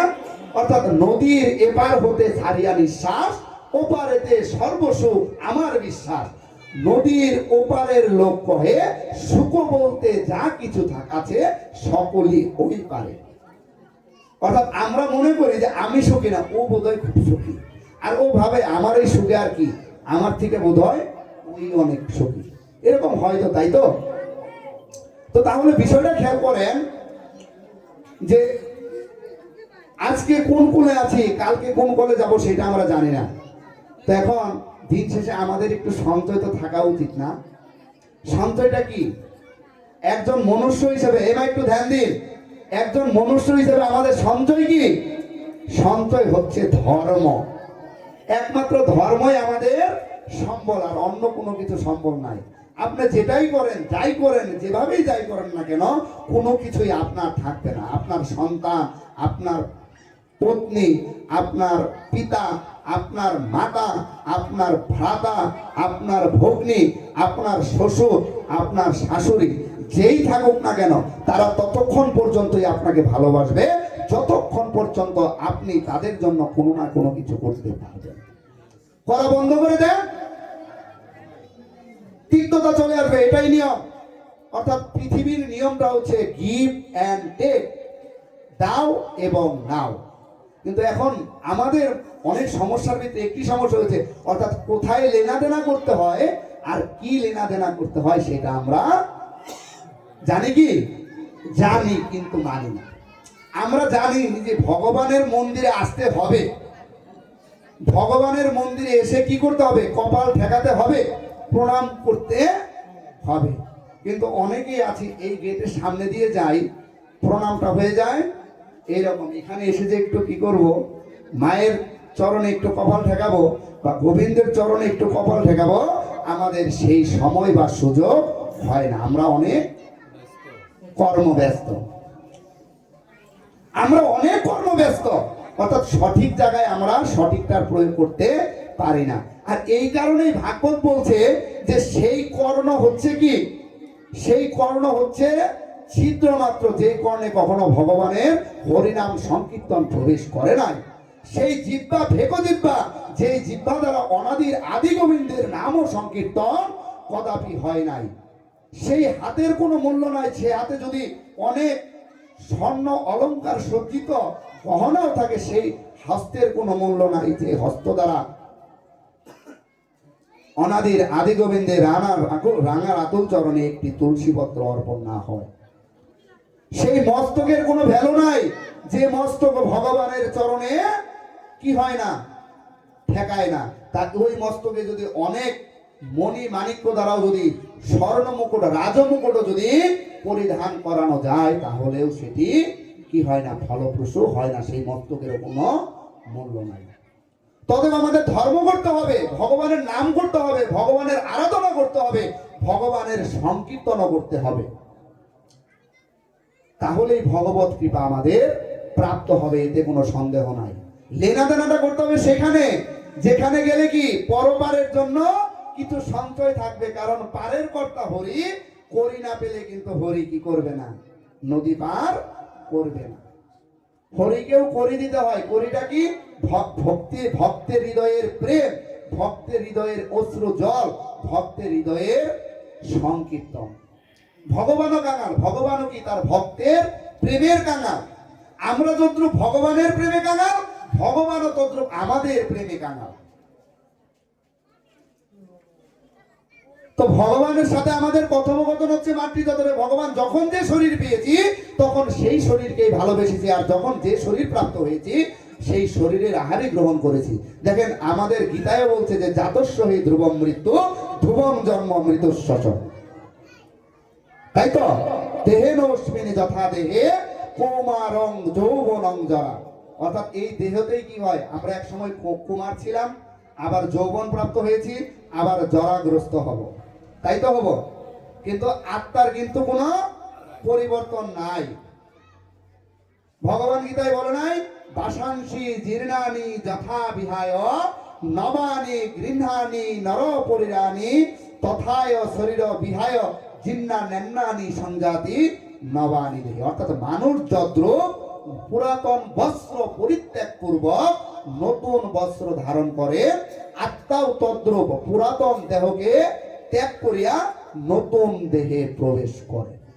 আত্মার কিন্তু কোনো মৃত্যু নাই, আত্মার মৃত্যু নাই। তো ভগবানকে তখন আমরা বলছি যে ভগবান এই তো হইছে, তো আর কি হয়েছে, জাতশ্চৈবা মৃতশ্চৈবা জন্ম চৈবা পুনঃ পুনঃ জন্ম না পর্জনা স্বার্থে কৃতং কর্ম সবাসবহম একাকী তেন দজ্জেয়ং গতাস্তে ফলভোগিন। যে আর কি হয়েছে, যে হে ভগবান, হে ভগবান আমার বারবার জন্ম হয়েছে, আমি বারবার মারা গিয়েছি।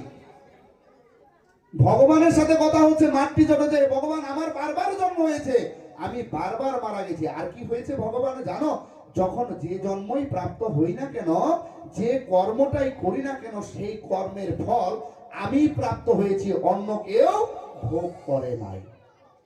অর্থাৎ আমি যদি ভালো কর্ম করে থাকি সেই ভালো কর্মের স্বীকৃতিও আমি অর্জন করব, আর আমি যদি খারাপ কর্ম করি সেই খারাপ কর্মের ফল আমি প্রাপ্ত হব, অন্যে প্রাপ্ত হবে না,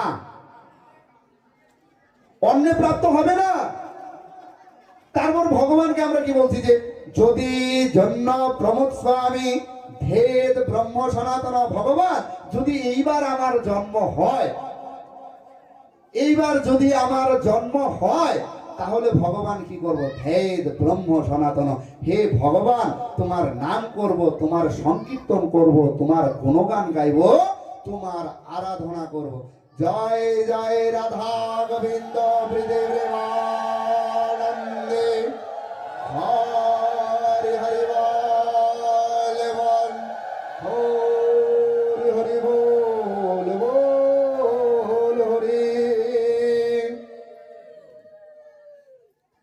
তাহলে এইটুকু অন্তত মাথায় রাখিয়েন, একটু কটু করে না বললে হয় না, যে যে যে অবস্থানে থাকি, ব্যবসা বাণিজ্য বৃদ্ধি করার জন্য ব্যবসায় ভেজাল করব, বইয়ের হাতের গয়না বানাই দেওয়ার জন্য ঘুষ খাবো, সন্তানকে ভালো স্কুলে পড়ানোর জন্য অন্যের টাকা মেরে খাবো, মাথায় রাখিয়েন এটার ফল আপনি প্রাপ্ত হবেন, আপনার সন্তান, আপনার স্ত্রী, আপনার পিতা কিংবা মাতা সেই ফল কিন্তু কেউই প্রাপ্ত হবে না। তো ভগবানকে বলছি যে ভগবান যদি এইবার আমার জন্ম হয়, তাহলে ভগবান তোমার নাম করব, তোমার আরাধনা করব, তোমার সংকীর্তন করব।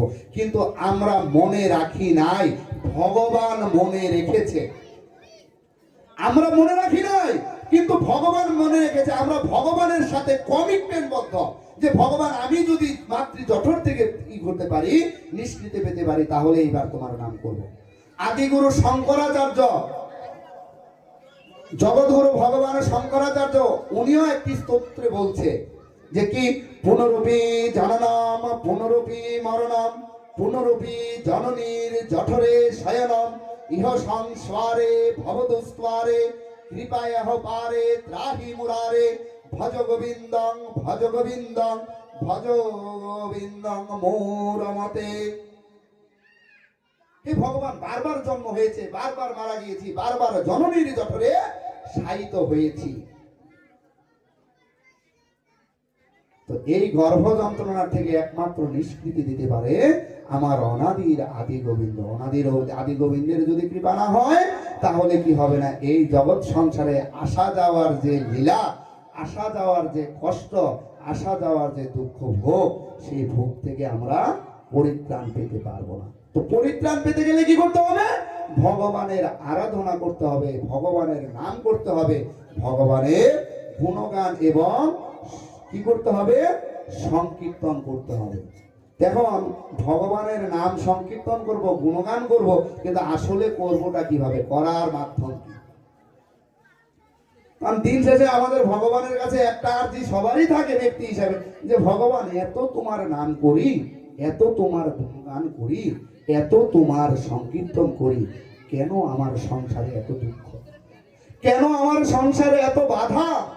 কেন আমার সংসারে এত বিপত্তি? কেন আমার এই হচ্ছে না? কেন আমার ওই হচ্ছে না? কেনই হয় না বাবা? আছে কি না? আছে। অর্থাৎ ভগবানের কাছে আমাদের আরতির শেষ নাই। আর ভগবানের কাছে আমাদের চাওয়া পাওয়ার যে আকাঙ্ক্ষারও কিন্তু বাবা শেষ নাই। কিন্তু সমস্যা হয়েছে আমাদের কর্ম কম, চাওয়াটা বেশি। কিন্তু ভগবানের যারা প্রকৃত ভক্ত, ভগবানের যারা লীলা প্রকৃত রূপে আস্বাদন করতে পেরেছে, ভগবানকে যারা সম্মুখ থেকে একটু দর্শন করতে পেরেছে, ভগবানের কাছে দিন শেষে তারা সেই বৈভব, বিত্ত, প্রতিপত্তি কেউই কিছু চায়নি। শুধু চেয়েছে তার কৃপা, তার প্রেম, তার প্রীতি। আর কি চেয়েছে? তার ভালোবাসা। কোথায় প্রমাণ পাবেন? প্রমাণ ভাগবতের ভিতরে অনেক অনেক উপাখ্যান আছে। একটি উপাখ্যানে যায় ভক্ত সুদামার নাম আপনারা শোনেন নাই? ভক্ত সুদামা কি ছিল? ভক্ত সুদামা ছিল কৃষ্ণের বন্ধু। কৃষ্ণের বন্ধু, তথাপিও সে কি কৃষ্ণ ভক্ত, গোবিন্দের সেবক। গোবিন্দের সেবা করা ছিল তার একটি অনন্যতম ধর্ম। মা, বাচ্চাদেরকে একটু থামিয়ে দেবেন, অন্যদের অসুবিধা হয়, আপনাদেরও অসুবিধা হয়। তো তাহলে কি হয়েছে? ভক্ত সুদামা এবং কৃষ্ণ দুইজনেই কি করেছে? বাল্যকালে একই সাথে গুরুগৃহে অধ্যয়ন করেছে। তো গুরুগৃহে যখন অধ্যয়ন করেছে না, তখন তখন ভগবান শ্রীকৃষ্ণ সুদামাকে বলছে, সুদামা, আমরা তো একই গুরুর পাঠশালাতে একই সাথে লেখাপড়া করি, তো তাহলে আমরা কি বন্ধু হতে পারি না? আমরা কি বন্ধু হতে পারি না? সুদামা বলছে, না, আমরা চাইলেও বন্ধু হতে পারি না। কেন বন্ধু হতে পারি না? তুমি তো রাজার ছেলে, তুমি রাজার ছেলে। রাজার সাথে কি হয় না? গরিবের কখনো বন্ধুত্ব হতে পারে না। কিন্তু সুদামা কিন্তু মনে মনে কৃষ্ণকে নিজের থেকেও বেশি ভালোবাসতো। কিন্তু ওই যে ভালোবাসাটা অনেক সময় কি চাইলেও প্রকাশ করা যায় না। যেমন প্রত্যেকটি সন্তানকে এমন কোন পিতামাতা আছেন যে তার সন্তানকে ভালোবাসেন না? ভালোবাসেন তো। কিন্তু সন্তান যখন দুষ্টুমি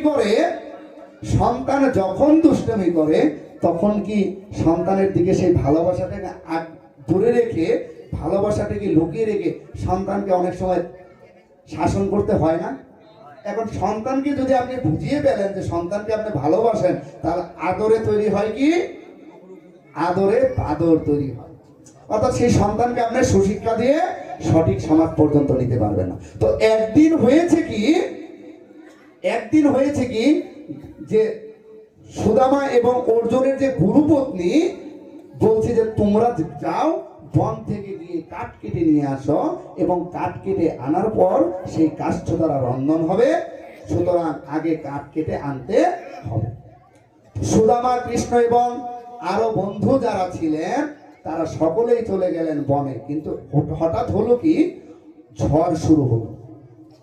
হঠাৎ ঝড় শুরু হয়ে গেল। তখন সুদামা বলছে, এই কৃষ্ণ শুয়ে পড়, কৃষ্ণ শুয়ে পড়। কৃষ্ণ শুয়ে পড়লেন। আর সুদামা কি করলেন?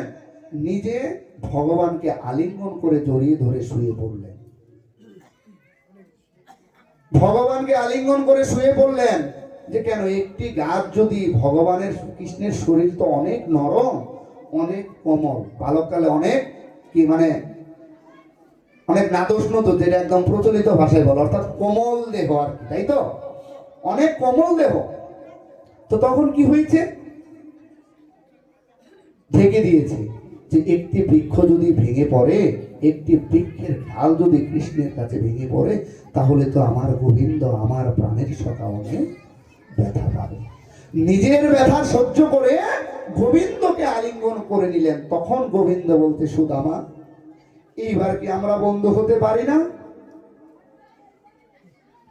আমরা কি বন্ধু হতে পারি না? তুমি তো আমাকে অনেক ভালোবাসো। তখন বলছে যে হ্যাঁ, আমরা বন্ধু হতে পারি, কিন্তু একটি শর্ত আছে। যে কি শর্ত আছে? যে তুমি তো রাজার ছেলে, ভবিষ্যতে তুমি রাজা হবে, আমি ব্রাহ্মণ, দরিদ্র ব্রাহ্মণ। আমার কর্ম কি? আমার কর্ম হচ্ছে মানুষের গৃহে গৃহে গিয়া কি করা? ভিক্ষা করা। ভিক্ষালব্য দ্রব্য আমি যাই পাই, সেই দ্রব্যর দ্বারাই আমি জীবনযাপন করব। এবং এই জীবনযাপন করতে গিয়ে যদি আমার অনেক কষ্ট হয়, আমার স্ত্রী সন্তান লালন পালন করতে গিয়ে যদি আমার অনেক কষ্ট হয়, তুমি বন্ধু কথা দাও যে তুমি আমাকে কোনো কিছু দিতে পারবে না, আর আমিও জীবদ্দশায় তোমার কাছে কোনো কিছু চাইব না। তুমিও কিছু দিতে পারবে না, আর আমিও তোমার কাছে চাইব না। এই শর্ত যদি তুমি রাজি হও, তাহলে আমরা বন্ধু হতে পারি। বেশ, যেই কথা সেই কাজ, তারা বন্ধু হয়ে গেলেন। তো ভগবানের লীলা করতে করতে গুরুগৃহের থেকে গেলেন। গুরুগৃহের থেকে যাওয়ার পর কংস হত্যা, দ্বারকার রাজা ইত্যাদি ইত্যাদি আপনারা অনেকেরই জানা। তো হঠাৎ হয়েছে কি, ভগবান শ্রীকৃষ্ণ আর রুক্মিণী আলোচনা করছেন। তা আলোচনা করতে করতে তখন ওই বন্ধুর কথা বলেছেন যে জানো, আমার কিন্তু একজন ভক্ত আছে, বন্ধু আছে। কি? যে সুদামা। তো সে কি করে? সে কি করে? প্রত্যহ 5 বারই ভিক্ষা করে। ভিক্ষালব্ধ যে জিনিস পায়, সেই জিনিস দ্বারাই তার জীবন চলে। সে আর অন্য কোনো কিছু নয়। কিন্তু আজকে হয়েছে কি, আজকে জানো কি হয়েছে রুক্মিণী? আজকে 4 দিন যাবৎ ওর ঘরে হাঁড়ি চড়ে না। আজকে 4 দিন যাবৎ ওর ঘরে হাঁড়ি চড়ে না। ওর পুত্র সন্তানরা অনাহারে রয়েছে। তখন রুক্মিণী বলছে যে আপনি দ্বারকার রাজা, ভক্তের অধীন ভগবান, আপনার দ্বারে এসে কেউ চেয়েছে আর পায়নি, এরূপ তো হতে পারে না। কিন্তু আপনি বলছেন যে আপনার প্রিয় সখা, কিন্তু তথাপি সে আজকে 4 দিন যাবৎ অভক্ষ, তার সন্তান সন্ততি পরিবার পরিজনকে নিয়ে, তথাপিও আপনি তার প্রতি কৃপা করছেন না। তথাপিও তার প্রতি আপনার কৃপা হচ্ছে না। যে হ্যাঁ, আমার কৃপা হচ্ছে। ভগবান বলছে আমার কৃপা হচ্ছে, কিন্তু আমার 4 হাত পা বাঁধা। আমার হাত পা বাঁধা। কেন বাঁধা? তখন ওই পূর্বাশ্রমের বর্ণনা করলেন। কিন্তু জানো রূপকিনী, আজকে খুব কষ্ট হচ্ছে কি, যে আজকেও সুদামার কপালে অন্ন যোগ নেই। 3 বারে 4 বারে ভিক্ষা হয়ে গেছে, 5ম বাড়িতে ভিক্ষা করবে, কিন্তু তার কপালে আজকে অন্ন যোগ নেই। তো তখন বলছে যে আমি কি কোনোভাবে সাহায্য করতে পারি? আপনি তো সাহায্য করতে পারবেন না, যেহেতু আপনি প্রতিজ্ঞাবদ্ধ। তো তখন ভগবান বলছে হ্যাঁ, তুমি তো বৈকুণ্ঠের লক্ষ্মী, তো লক্ষ্মীর ভান্ডারে তো অভাব নাই। তো ঠিক আছে, তুমি তাহলে সাহায্য করতেই পারো। আমার ক্ষেত্রে যেহেতু রেস্ট্রিকশন আছে যে আমি আমার বন্ধুকে কোনো কিছু দিতে পারবো না, কিন্তু তুমি চাইলে তো দিতে পারবে। তো তখন হয়েছে কি, 5ম বাড়িতে গিয়েছে যে কিছু কি ভিক্ষে হবে। তো তখন কি হয়েছে, রুক্মিণী দেবীর কৃপায় না বলতে গিয়ে যে গৃহস্থ ছিল সে বলেছে হ্যাঁ আছে। বলবে না, কিন্তু ভগবানের কৃপায় বলে ফেলেছে হ্যাঁ আছে। কি আছে? একটু গোবিন্দের ভোগ দিয়েছি প্রসাদ, একটু পরমান্ন প্রসাদ আছে। তো সেই পরমান্ন প্রসাদ নিয়ে কি চললেন, সুদামা ভগবানের নাম সংকীর্তন করতে করতে গৃহের দিকে ছুটে চললেন। কিন্তু ঠিক সেই মুহূর্তে হয়েছে কি, কংসের যে সৈন্যরা ছিল, সেই সৈন্যরা কি ছিল, ঘোড়া দৌড়াইতে দৌড়াইতে দৌড়াইতে দৌড়াইতে রাস্তা দিয়ে যাচ্ছে, এবং সেই একটি ঘোড়ার সাথে ধাক্কা লেগে সুদামার হাতের যে পরমান্ন ছিল, যে ভগবানের যে প্রসাদ ছিল, সেই প্রসাদখানাও মাটিতে পড়ে গিয়েছে। এবং ঠিক পরবর্তী মুহূর্তে একটি কুকুর এসে সেই প্রসাদটা গ্রহণ করছে। তো তখন সুদামা বলছে হে ভগবান, আমার প্রতি তোমার এত কৃপা, আমার প্রতি তোমার এত কৃপা যে আমার দ্বারা আজকে তুমি একজন অবক্ষ জীবের সেবা করালে।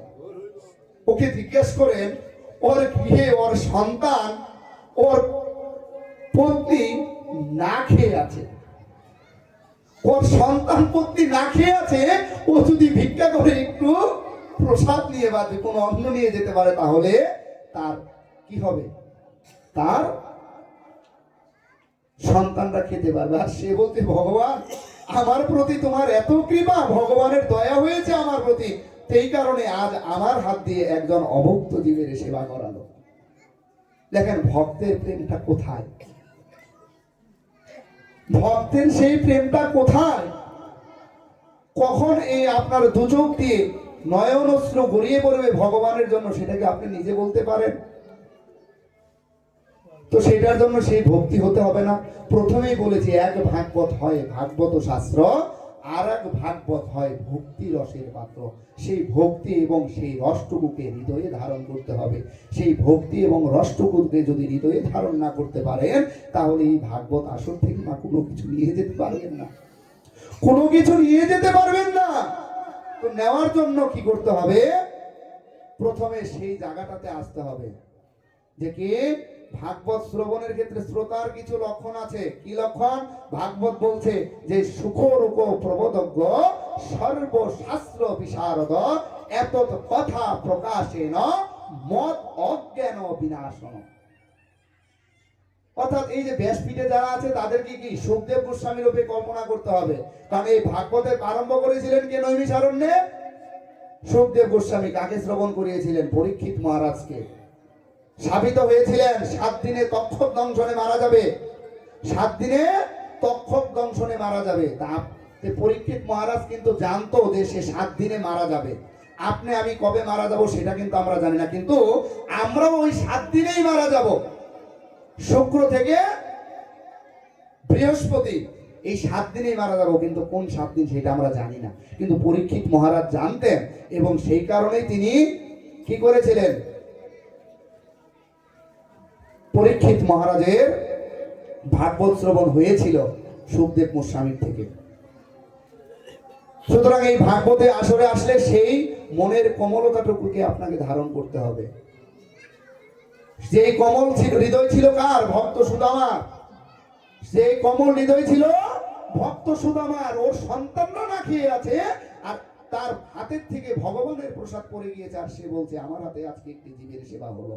কত ত্যাগ, কত প্রেম, ভগবানের প্রতি তার কত বিশ্বাস। তো তারপর কি হয়েছে? গৃহে গিয়েছে। গৃহে যাওয়ার পর পত্নীকে বলছে আজকেও কপালে কোনো কিছু জোটেনি, আজকেও কপালে কোনো কিছু জোটেনি, কিন্তু ভগবানের অশেষ কৃপা হয়েছে আমার প্রতি। আজ বলছি কি কৃপা? আজ আমার হাতে এক অভুক্ত জীবের সেবা আমি করতে পেরেছি। আজকে হবে না, আজকে তোমরা জল খেয়ে ভগবানের নাম নিয়ে শুয়ে পড়ো। কত ত্যাগ তিতিক্ষা ভক্তের হৃদয়ে।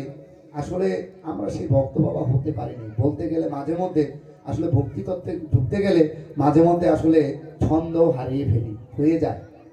কারণ ভগবান কখন কার হৃদয়ে কিভাবে ফুটে যায় সে কেউ বলতে পারে না। তো এক সময় হয়েছে কি, তো এর যে পত্নী 5 দিন হয়ে গেছে পেটে না খাওয়া। আমরা একবেলা উপাস থাকলেই কখন খাবো, কখন ভোগ লাগবে, কখন প্রসাদ পাবো, তখন আর ভগবানের খবর হয় না। তখন খবরটা চলে যায় কোথায়? রন্ধনখানায়। ভোগ হয়েছে কিনা, তাড়াতাড়ি ভোগ হলে তাড়াতাড়ি ভোগ নিবেদন করে প্রসাদ খেতে পারবো, হয়তো, তাই না? এরকম হয়তো। তো তাহলে দেখেন একটু লক্ষ্য করে যে ভগবানের যে কৃপা আমরা পাবো, সেই কৃপার জন্য কি করেছে? ভগবানের যে কৃপা আমরা লাভ করব, সেই কৃপার জন্য সুদামার পত্নী একটি বুদ্ধি এনেছে। কি বুদ্ধি?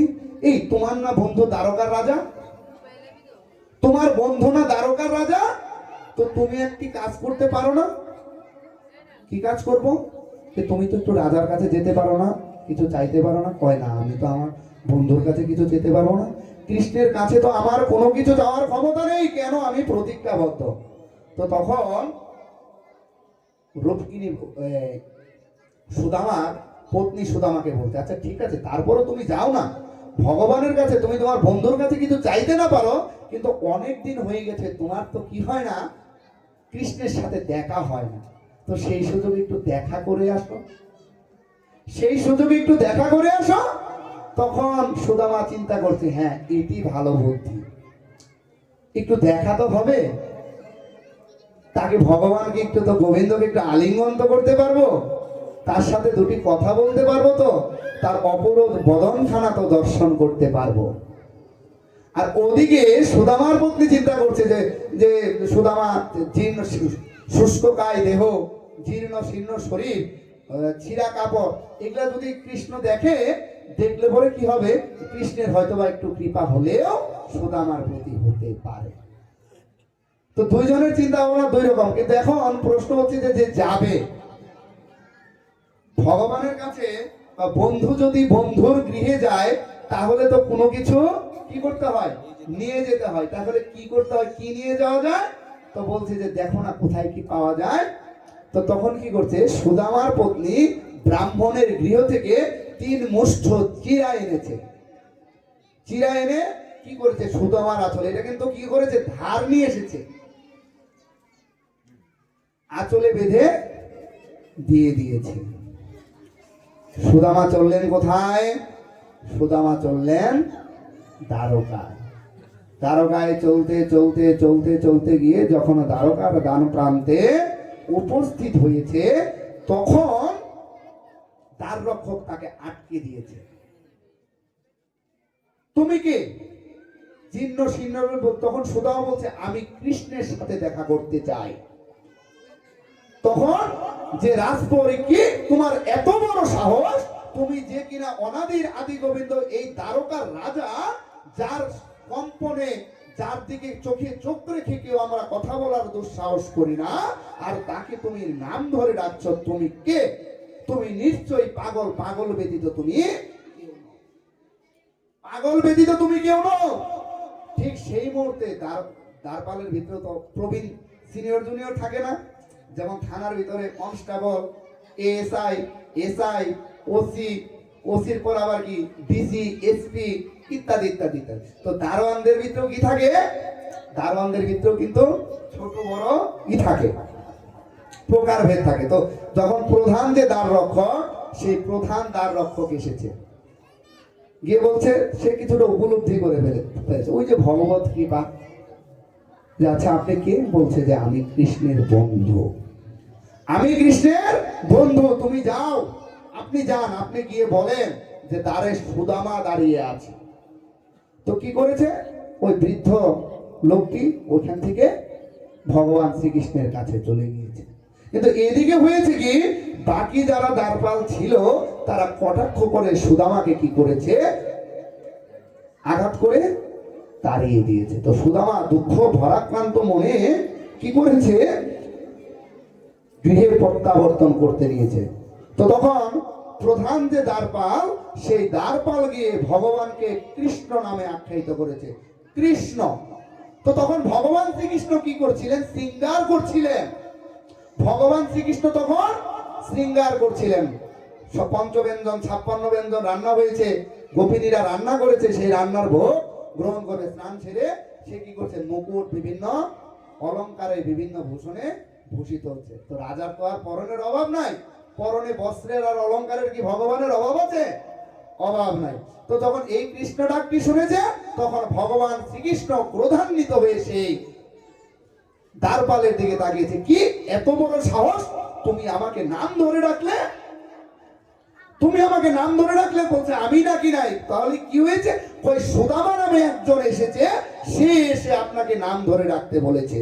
তখন কি হয়েছে, ভগবানের শ্রীকৃষ্ণ চঞ্চল হয়ে গেলেন, ভগবানের শ্রীকৃষ্ণ দৌড়ে বাইরের দিকে, মেন ফটকের দিকে দৌড়াতে লাগলেন। আর ভগবান যখন দৌড়াতে লাগলেন, তখন তার পিছনে পিছনে তার মনীষী, তার প্রেয়সী, তার পত্নীগণ, রাজ দরবারের যারা ছিল সবাই ভগবান শ্রীকৃষ্ণের পিছনে পিছনে দৌড়াতে লাগলেন।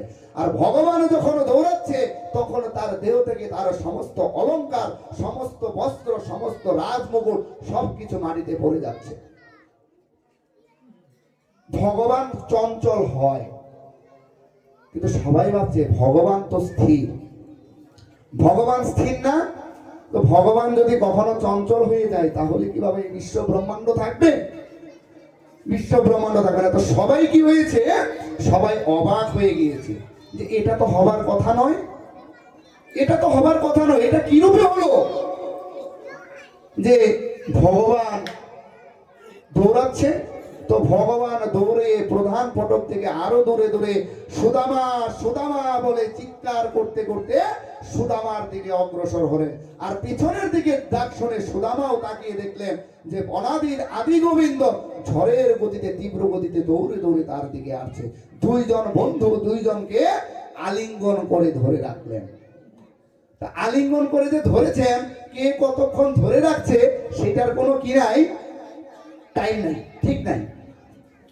কিন্তু হুট করে দুজনের মনে দুটি কল্পনা জেগেছে। কি?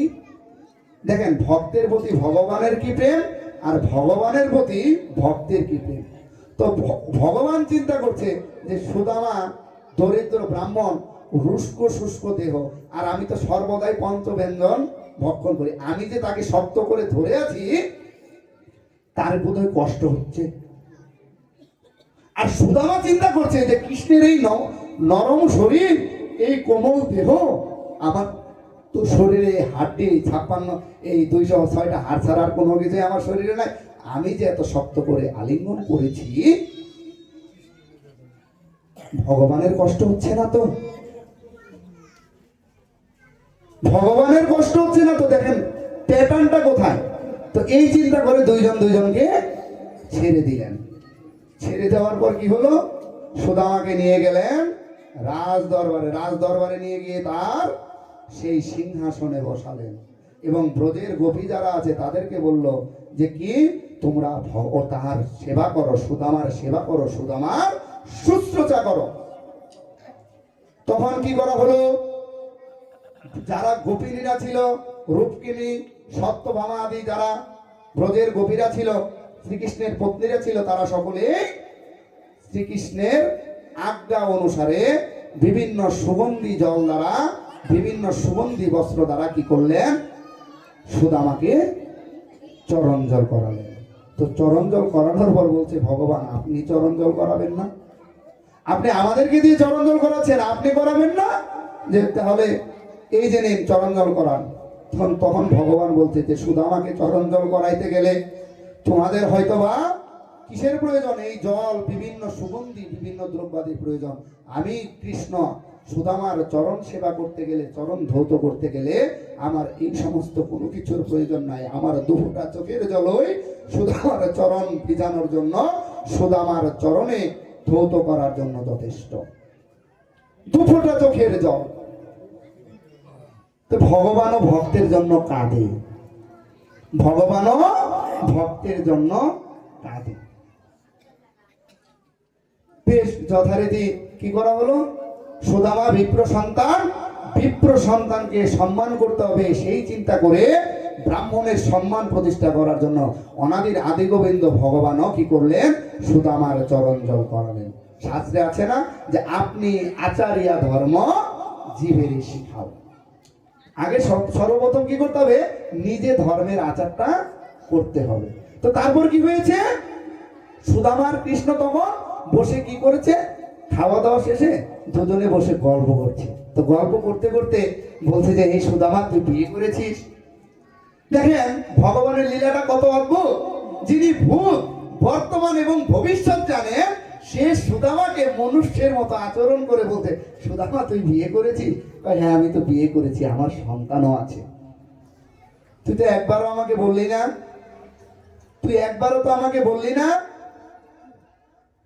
তুমি দ্বারকা রাজা, আমি তোমাকে কি বলবো? আর বলা হয়নি। তো তোমাকে তো আমি একবার বলি না, তুমি তো এরকম কতবার কত কেটে করেছো। তোমারও তো বন্ধুর কথা মনে পড়ে নাই?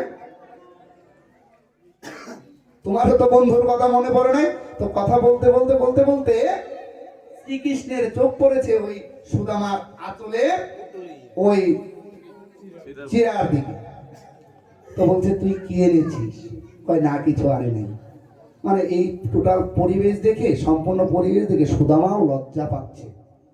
সুদামাও লজ্জা পাচ্ছে, ওই 3 মুঠ চিরা যে শ্রীকৃষ্ণকে দেবে সেই চিরা দিতে গিয়েও লজ্জা বোধ করছে, তো একটু একটু করে পেছনে নেয়। তো বন্ধুদের সম্পর্ক না, সুদামা পেছনে নেয়, ওই মুহূর্তে কি করেছে, কৃষ্ণ ধরে ফেলেছে।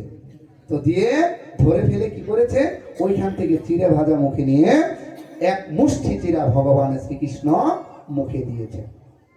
তখন ভগবানের প্রেমময় রূপ, ভগবানের শরীর যেন শিহরিত হয়ে গেছে, ভগবান যেন আনন্দে আত্মহারা হয়ে গেছে, ভগবান যেন কি হয়েছে, ভক্ত প্রেমে ব্যাকুল হয়ে ভগবানের সেই অপরূপ অলৌকিক রূপ আর কেউ প্রত্যক্ষ করতে পারে নাই।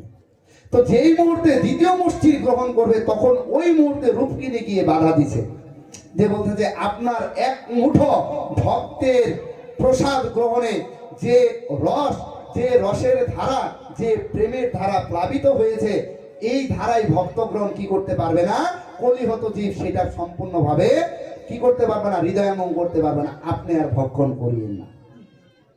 তো তখন শ্রীকৃষ্ণ সুদামাকে বলছে, এই যে তুমি চিড়ে ভাজা এনেছো, এই চিড়ে ভাজা এত স্বাদ কেন, এত স্বাদ কেন, কি মিশিয়ে এনেছো তুমি আমাকে বলো। তখন সুদামা কান্না করতে করতে বলছে যে অনেক দূর হাঁটতে হাঁটতে এসেছি, তো আস্তে আস্তে একটি সময় বসে একটি বৃক্ষতলে বিশ্রাম করছিলাম, তো বিশ্রাম করতে করতে হুট করে মনের ভিতরে অনেক খারাপ লাগলো, যে যিনি কিনা অনাদির আদি গোবিন্দ, যিনি কিনা বিশ্বের ত্রাতা, সেই ত্রাতার জন্য আমি কিনা এক মুঠো চিড়ে নিয়ে যাচ্ছি। আর সেই কথা চিন্তা করতে করতে কয়েক ফোঁটা চোখের জল সেই চিড়ে ভাজার ভিতরে পড়ে গিয়েছিল। কয়েক ফোঁটা চোখের জল কি হয়েছিল, চিড়ে ভাজার ভিতরে হয়েছিল। তাহলে চিড়ে ভাজার ভিতরে যদি চোখের জল পড়ে, চোখের জল কি হয়, লবণাক্ত। আর ভক্তের চোখের জল মিশ্রিত সেই প্রসাদ গ্রহণ করে ভগবান আনন্দে আত্মহারা হয়ে প্রেমের বর্ষণ প্লাবিত করতে লাগলেন। তো দেখেন, ভক্তের পাত্রের ভিতরে, ভক্তের ঝুলির ভিতরেও কিন্তু প্রেম থাকে। যখন গৌরাঙ্গ মহাপ্রভু হরিনাম সংকীর্তন করতে করতে একবার শ্রীবা সঙ্গনে গিয়েছে, দেখেন ভক্তি কোথা থেকে আসে, আর ভক্ত আমরা কতটুকু হতে পেরেছি। শ্রীবা সঙ্গনে হরিনাম করতে করতে অনেক সময় কথা বলতে বলতে, শ্রীবা সঙ্গনে হরিনাম করতে গিয়েছিল, উনি হচ্ছে গঙ্গার তীরে কি করতো, খোল বিক্রি করতো, খোলা বিক্রি করতো, অত্যন্ত দরিদ্র, অত্যন্ত দরিদ্র। ঠিক ওই মুহূর্তে হয়েছে কি, ওই মুহূর্তে ভগবান গৌরাঙ্গ মহাপ্রভু নাম সংকীর্তন করতে করতে শ্রীবা সাঙ্গিনায় উপস্থিত। তো উপস্থিত হয়ে কি করেছে, তার জল পিপাসা পেয়েছে। বাহিরে একটি টিনের ভাঙা পাত্র, ওই পাত্রটাও কি ভাঙা, আবার কি ওইটা পর আবার কামার দিয়ে কি করা, জোড়া দেওয়া, মানে টিনের পাত্র ভাঙা বটে, কিন্তু সেটার ভিতরে আবার জোড়া দেওয়া। ওই পাত্রে জল রাখা ছিল, ওই পাত্রে জল রাখা ছিল। তো সেই জল কি হয়েছে, সেই জল মহাপ্রভু ভক্ষণ করেছে। তখন শ্রীবাস দৌড়ে এসে গোবিন্দকে, গৌরাঙ্গ মহাপ্রভুকে, নিমাইচাঁদকে প্রণাম করে, ষষ্ঠাঙ্গে প্রণাম করে বলছে, হে ভগবান, তোমার এত জল পিপাসা হয়েছিল যে তুমি ওই ময়লা বাহিরের ওই ভাঙা যে পাত্র, সেই পাত্রের থেকে তুমি গ্রহণ করলা। তুমি আমায় বলতা, আমি তোমাকে জল দিতাম। কয় না রে, যদি ভক্তি অর্জন করতে চাও, তাহলে তোমরা যদি সবাই ভক্তি অর্জন করতে চাও, তাহলে ওই শ্রীবাসের ভাঙা পাত্রের জল পান করো। কেননা ভক্তের পাত্রের ভিতরেও কি থাকে, ভগবানের জন্য প্রেম থাকে, ভগবানের জন্য করুণা থাকে। কেননা কাঙালের ভগবান অনাদির আদি গোবিন্দ, কাঙালের ভগবান। কিভাবে কাঙালের ভগবান, যেমন আপনাদের এখানে কি হবে, নাম সংকীর্তন হবে। তো নাম সংকীর্তনের সময় আপনারা যে ভগবানের ভোগ দিবেন, পঞ্চতত্ত্বের ভোগ দিবেন, ভোগটা কিসে দিবেন, স্বর্ণের থালে, রূপার থালে, নাকি মাটির পাত্রে? মাটির পাত্রে দেন তো, তাই না? আমাদের ওইদিকে মাটির পাত্রে দেওয়া হয়, কারণ এখানে অর্থাৎ ভগবানের নাম নেওয়ার, দেখেন ভগবান তখন বলছে যে আমার মাটির পাত্রে আমার ভোগ হবে। কারণ যার সামর্থ্য নাই সে কি ভগবানকে ডাকবে না? যার সামর্থ্য নাই সে কি ভগবানের আরাধনা করবে না? যার সামর্থ্য নাই সে কি ভগবানের সেবা করবে না? তো ভগবান বলছে যারা কলিযুগে আমাকে মাটির পাত্রে ভোগ প্রদান করবে সেটি মহাপ্রসাদ রূপে আমি গ্রহণ করব। জয় জয় মহাপ্রসাদ হৃদয়মানন্দে হরি হরি বল।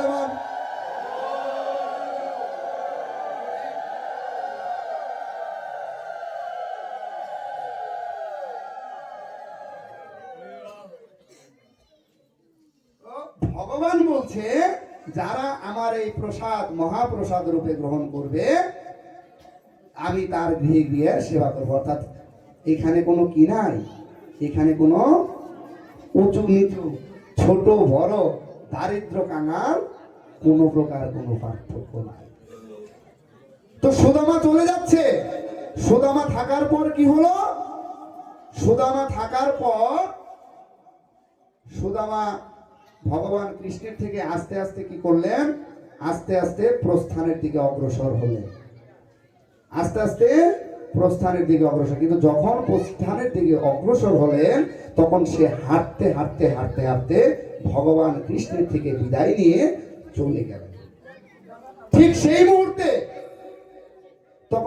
মুহূর্তে কৃষ্ণকে তার পাশে থেকে বলছে যে ভগবান তোমার তো এত রথ, তাহলে কি প্রেম বিনিময় হয়েছে, আদান প্রদান হয়েছে। ভগবান ভক্তের থেকে কি করেছে? প্রসাদ গ্রহণ করেছে। প্রসাদ গ্রহণ করার পর আর কোনো কিছু কি হয় নাই? গিভ অ্যান্ড টেক হয় নাই। গিভ অ্যান্ড টেক হয়েছে? গিভ অ্যান্ড টেক হয় নাই।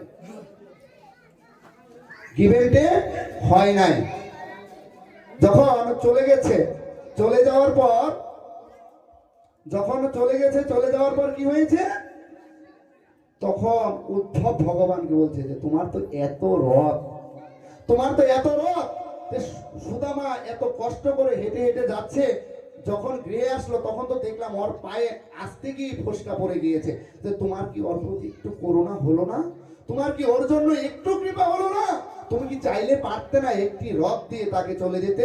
কয় হ্যাঁ তা পারতাম বটে, কিন্তু দিয়ে ফেললে হতো কি ভক্তের যে চরণ দোলা, সেই চরণ দোলা তো আমার এই দ্বারকার মাটিতে পড়তো না, আমার দ্বারকার মাটি পবিত্র হতো না। আর সুদামা যদি চলে যেত, রথে যদি কেউ চলে যায় পিছন থেকে কি তাকে আর দেখা যায়? তো আমি আর সুদামাকে দেখতেও পেতাম না। তো যাতে আমি সুদামাকে অধিক সময় পর্যন্ত দেখতে পারি আর সুদামার মত ভক্তের পবিত্র ধুলি যাতে এই স্থানে পড়ে, এই স্থানের মাটিকে পবিত্র করে, সেই জন্য আমি তাকে রথ দিইনি। দেখছেন ভগবত কৃপা কিভাবে আসে? ভগবানের কৃপা আসলে কখন কিভাবে আপনি প্রাপ্ত হবেন সেটা আপনি নিজেও উপলব্ধি করতে পারবেন না। যেমন উপলব্ধিটা কি, কিছুদিন আগে কোভিড-19 হয়েছিল। কিছুদিন আগে কি হয়েছিল? কোভিড-19। তো কোভিড-19 কি হয়েছে? কোভিড-19 অক্সিজেনের অভাবে মানুষ কি হয়েছে? মারা গিয়েছে, তাই নাই? এখন আমরা তো অনেক মানুষ এখানে আছি, 1 মিনিটের জন্য যদি অক্সিজেন বন্ধ করে দেয়, এখান থেকে একজন ব্যক্তি আমরা গৃহ পর্যন্ত যেতে পারবো? আমার পক্ষে সম্ভব, আমার আবাসস্থল পর্যন্ত ফিরে যাওয়া সম্ভব নয়। তো এই যে ভগবান আমাদেরকে বাঁচিয়ে রেখেছেন, আমরা যে তার কৃপায় বেঁচে আছি, এটাই তো ভগবানের অশেষ এবং অহৈতুকী কৃপা। বেঁচে আছি এটাই তার অহৈতুকী কৃপা। আর কি চাই? আর কি প্রাপ্তি থাকতে পারে আমাদের বলেন তো? একজন মনুষ্য হিসেবে ভগবানের কাছে এর থেকে আর কি চাওয়ার থাকতে পারে? উনি আমাদেরকে বাঁচিয়ে রেখেছেন এই সুকৃতি পূরণের জন্য, এই ঋণ শোধ করার জন্য। যদি আজীবন তার নাম, তার গুণগান, তার সংকীর্তন করি, ফুরবে? তার ঋণ ফুরবে? তার ঋণ বাবা ফুরবে না। তো সুতরাং আমরা যে যে অবস্থানে যাই করি না কেন, যে কর্মেই নিযুক্ত থাকি না কেন, আমাদের সর্বাগ্রে মাথায় রাখতে হবে যে আমাদের যেন ভগবানের প্রতি প্রেম, ভগবানের যে কৃপা অর্জনের যে মাধ্যম, যে মার্গ, সেই মার্গ থেকে আমরা যেন কোথাও বিচ্যুত না হই। তো আজকে আমি নিজেকে সত্যি অনেক ভাগ্যবান মনে করছি যে ভগবানের কৃপায়, অনাদির আদি গোবিন্দের কৃপায়, পরমেশ্বরী আত্মা শক্তি মহামায়ার কৃপায় এবং আপনাদের মতো সাধুগুরু বৈষ্ণবের ভালোবাসার কৃপায় আপনাদের সম্মুখে এসে দুটি ভাগবতীয় কথা শ্রবণ করানোর সৌভাগ্য আমার হয়েছে। আপনারাও ভাগ্যবান, যেখানে কিনা একে ধারে কি আছে, রাধা গোবিন্দ মন্দির আর কি মাতা রক্ষা কালিকা মন্দির। এটাই একজন প্রকৃত বৈষ্ণবের প্রকৃষ্ট লক্ষণ। উৎকৃষ্ট বৈষ্ণবের কিছু লক্ষণ আছে, একটু ধ্যান দিন, পাঠের শেষের দিকে একটু ধ্যান দিন। উৎকৃষ্ট বৈষ্ণবের কিছু কিছু লক্ষণ আছে। যেমন আমাদের ভিতরে একদল বলে, একদল আমরা আছে যে আমি কৃষ্ণ ভক্ত, আমার কোনো দেবতার পূজার কিন্তু কোনো প্রয়োজন নাই, আমার এই প্রয়োজন নাই, আমার সেই প্রয়োজন নাই, আমার শুধু কৃষ্ণ কথা বললেই, কৃষ্ণ কথা শ্রবণ করলেই হবে। কেননা মহাপ্রভু আমাদেরকে কৃষ্ণ কথার শিক্ষা দিয়ে গিয়েছেন, তাই তো নাকি?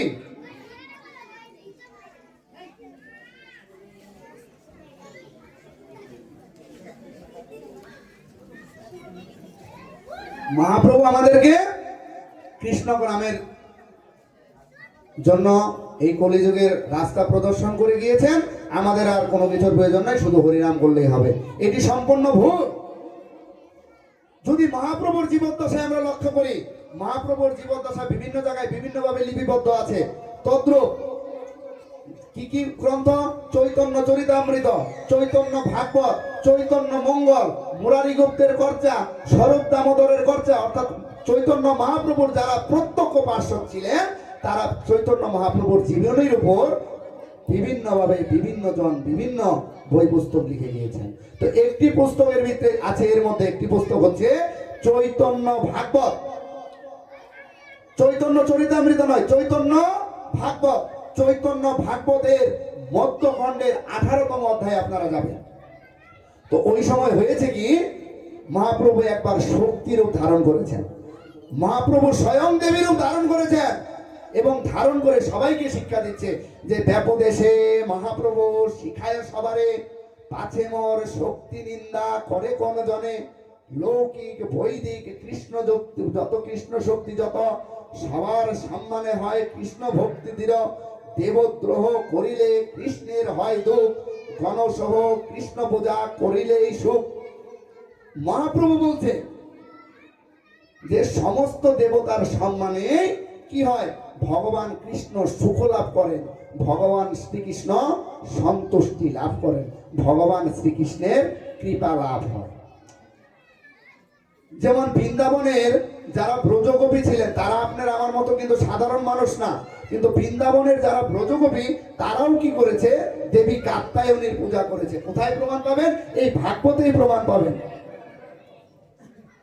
হেমন্তে প্রথমে মাসি নন্দ ব্রজ কুমারিকা, চরুর ভবিষ্যান্ন ভঞ্জানা কাত্যায়ন পাতর্চনাম। ভাগবতের 10ম স্কন্ধের 22তম অধ্যায়ে 1তম শ্লোক। অর্থাৎ হেমন্তর প্রথম মাস, কি মাস? মার্গশীর্ষ মাস। 1 বছর 1 মাস ব্যাপী ভবিষ্যান্ন ভোজন পূর্বক ব্রজের যারা কাত্যায়নীর ব্রজগোপীরা ছিলেন, কৃষ্ণের যারা ব্রজগোপী ছিলেন, তারাও দেবী ভদ্রকালীর আরাধনা করেছেন। আর কি হয়েছে? আর কি হয়েছে? অর্জুনের দিকে যদি লক্ষ্য করি, যেমন শ্রীমদ্ ভগবত গীতা, শ্রীমদ্ ভগবত গীতা মহাভারতের ভীষ্ম পর্বের অন্তর্গত, তাই তো?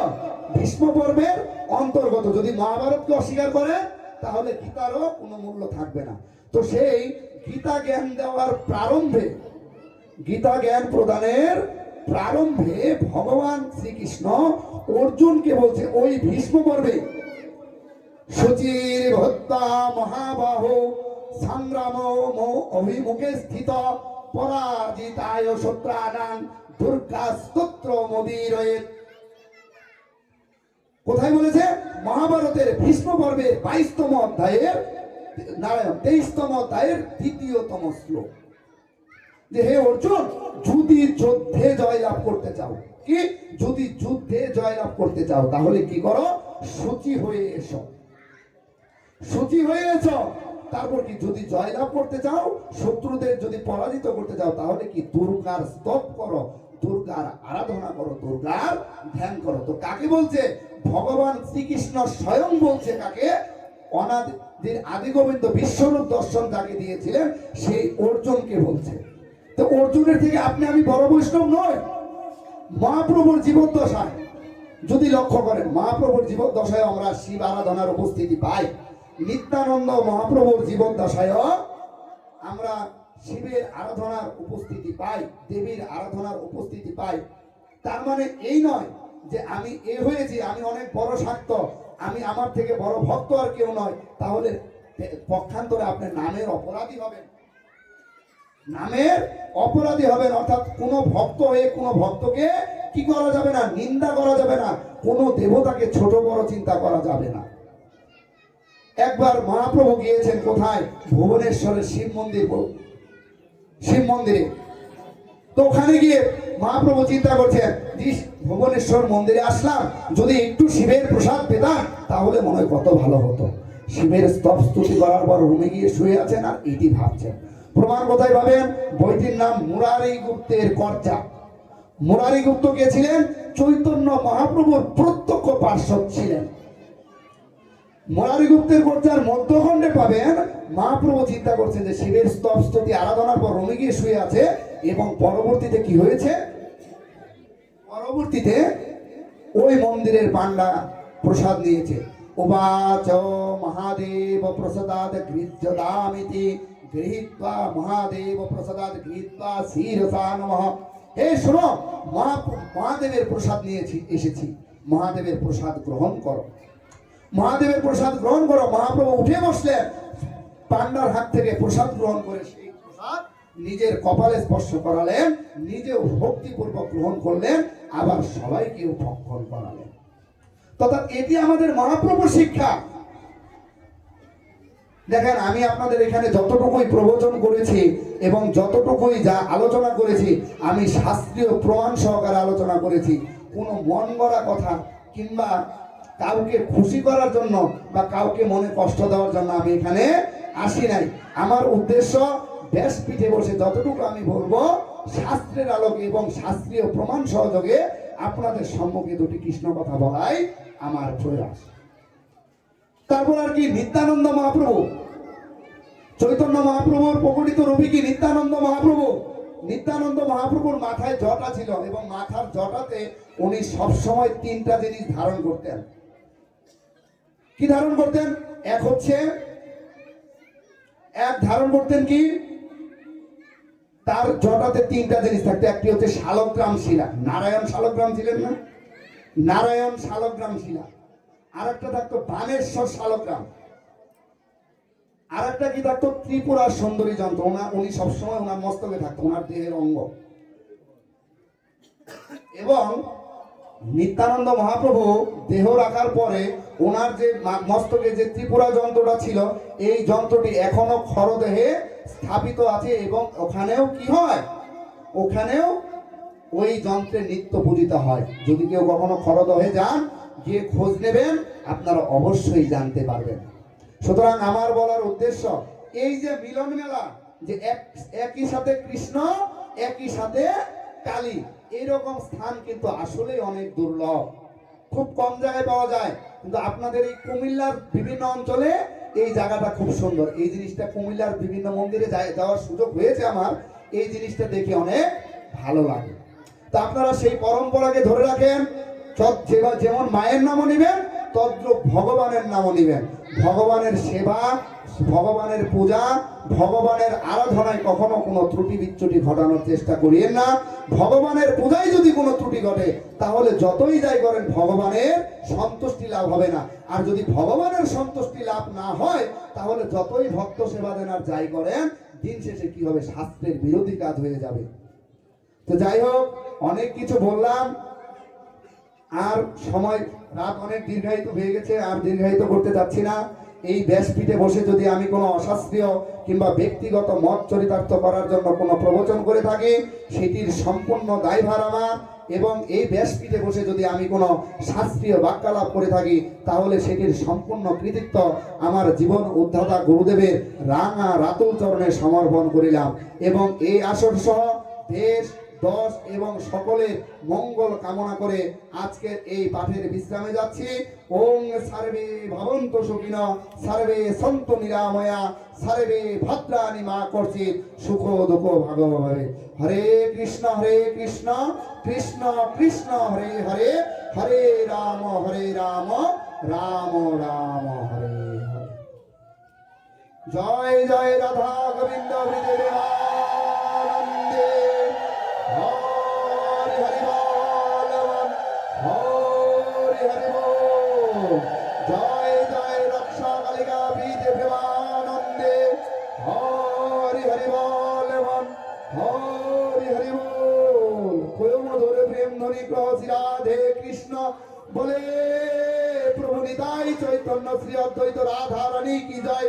সাধু গুরু বৈষ্ণব গোসাই প্রেমানন্দে। হরি হরি বল।